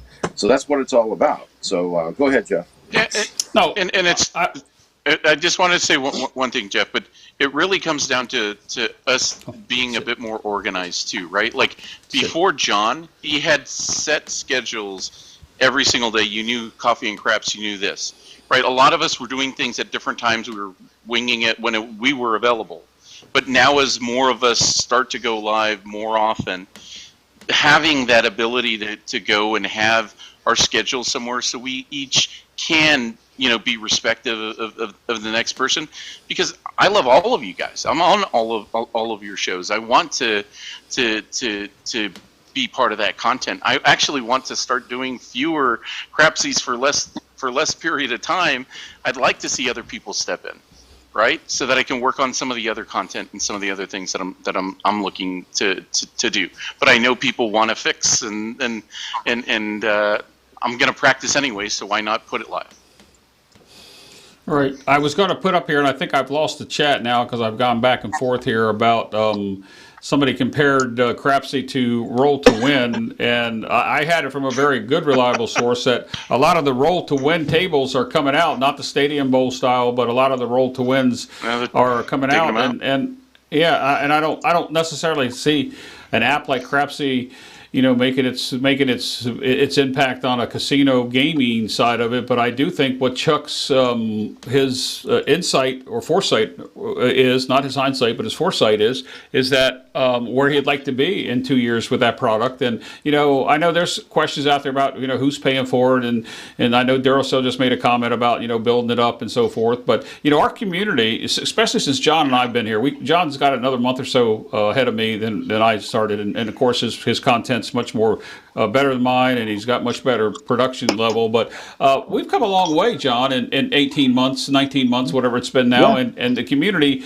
has come, and we've seen people, and I don't know if they still here. We see people like El Toro, who's going to be bringing out some content, and although some of the people that don't put out content as much as they used to, when they put out content, we jump right on it. We talk about Larry Casper. We're talking about Jacob when he comes out with content. Boom, we're right there watching the content. From a Crapsy standpoint, I agree with Alfredo, some type of coordination and moving forward with it. I have an idea that I haven't run by any of you yet. I've talked with somebody about it. I'd like to talk to you guys here at some point here in the near future. I didn't want to make this show about Crapsy, so how about we end that Crapsy crap on that? And I don't think we have any more questions in here. So what I'm going to do is I'm going to run around the room and invite anybody that wants to come into the after show. I saw Power's comment about going into Discord. I've got it connected. I have a technical issue here, Power, because that was my plan to do tonight. I know I talked to a couple people prior to the show that I was having issues. This whole setup today is totally different than it was 2 weeks ago. Everything has been replaced. There's some stuff in here, and I didn't quite get the connection, so I was going to stream the after show on the Discord. I probably may still be able to, but I think your best bet is to come into the Zoom, hit the link, we'll let you in, and we'll see what will happen there. So let's go ahead and start with the quiet one down there in the corner. Chris, did you finish the bottle of scotch, and do you have any final words for tonight's show? The bottle's not finished, but a couple glasses were. But great show as always. Looking forward to all the content everyone's been putting out, and supporting live when I can and watching videos and stuff. Big shout out to again everybody who watches this show, who watches all of our content. We can't do anything without you guys, so appreciate all of you. And Jeff and Dylan, as per usual, thank you for putting this on and coming up with the idea. And everyone has a little DJing in them. Just remember that.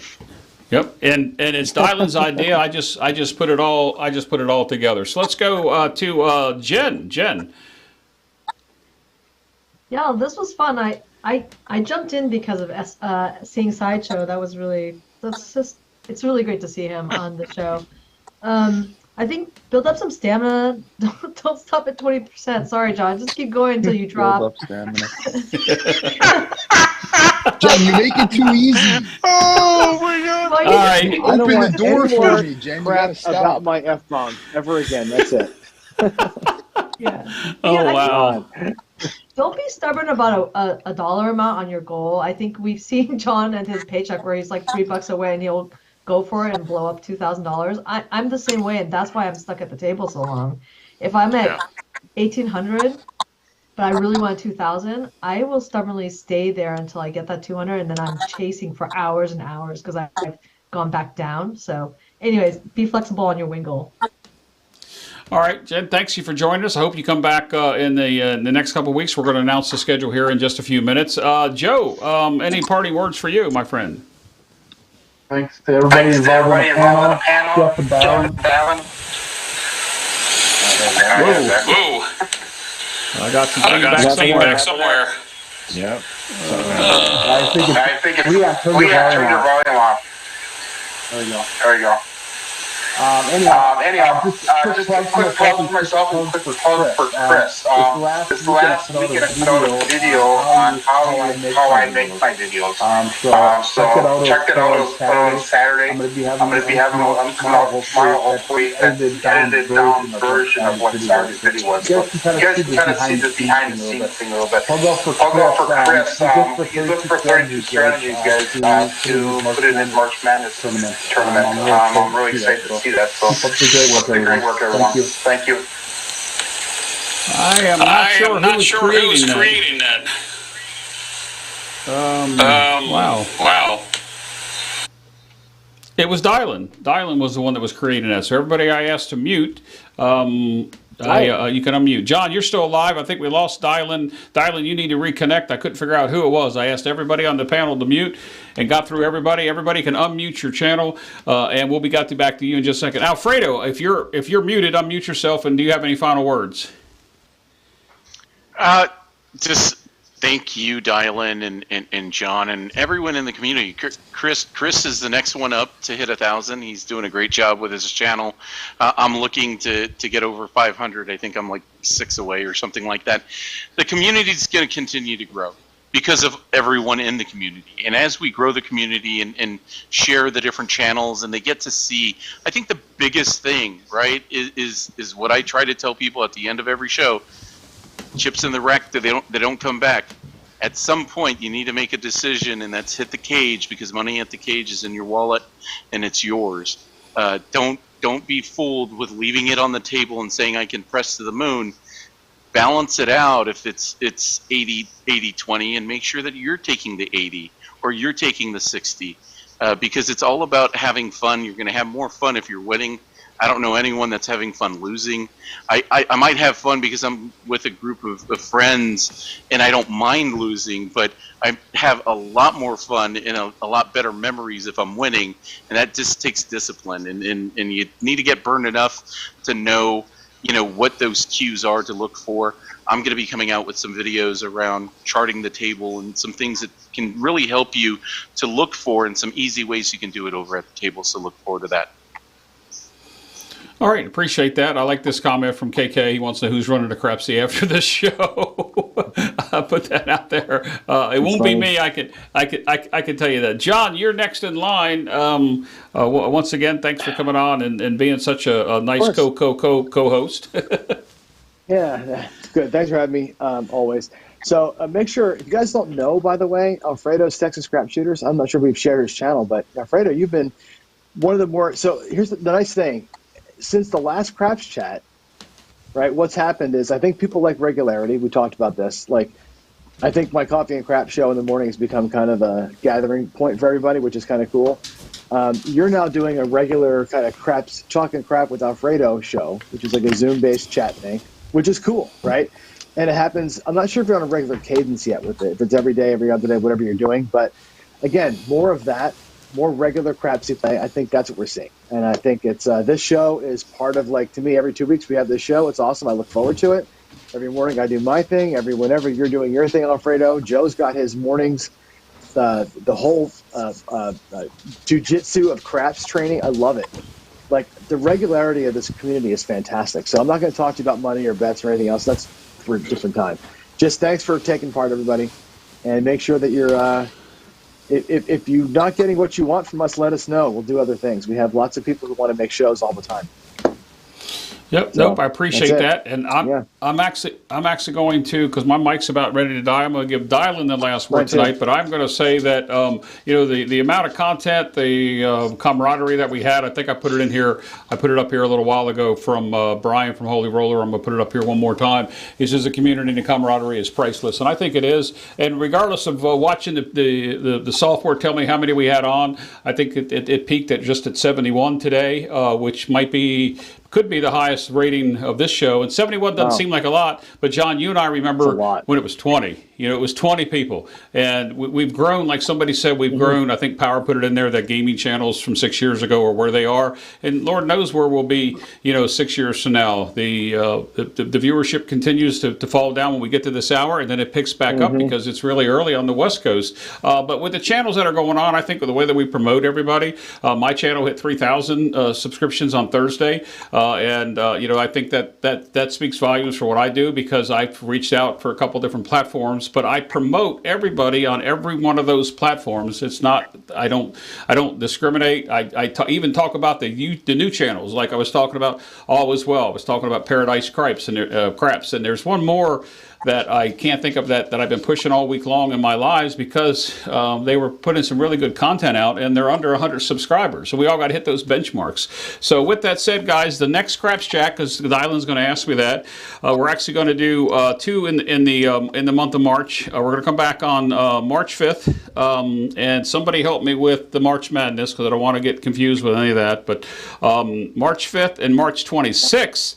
The 26th may be open, because if I extend my stay in Vegas by a day, then it would bring me home on the 26th and not the 25th. So I don't know quite what we're going to do. But the next Craps Chat is going to be Sunday night, March 5th, 9 p.m. Eastern, 6 p.m. Pacific. And for those specific people, Midwest people, that it's too early for you, just hop in whenever you can hop in. I watch the viewership go up and down all night long. I appreciate everybody. I love it. I love you all. And I think what we've talked about with John and Alfredo, what I've talked about this past couple of weeks with them, we'll get it all together, and more power to the community. And let's get us, like Brian says there, the community, camaraderie, it's priceless.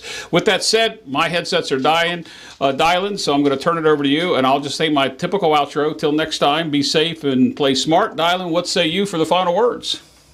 Well, I want to thank everyone for tuning in here to the Casino Gaming TV and having us get to 1,000. I mean, that is so remarkable. It's huge. It's a huge milestone, and everything's just going to get bigger and better, especially here at Craps Chat. So I want to, I can't say enough of how grateful I am for everyone making that happen, and for us to continuing to grow this as a huge community.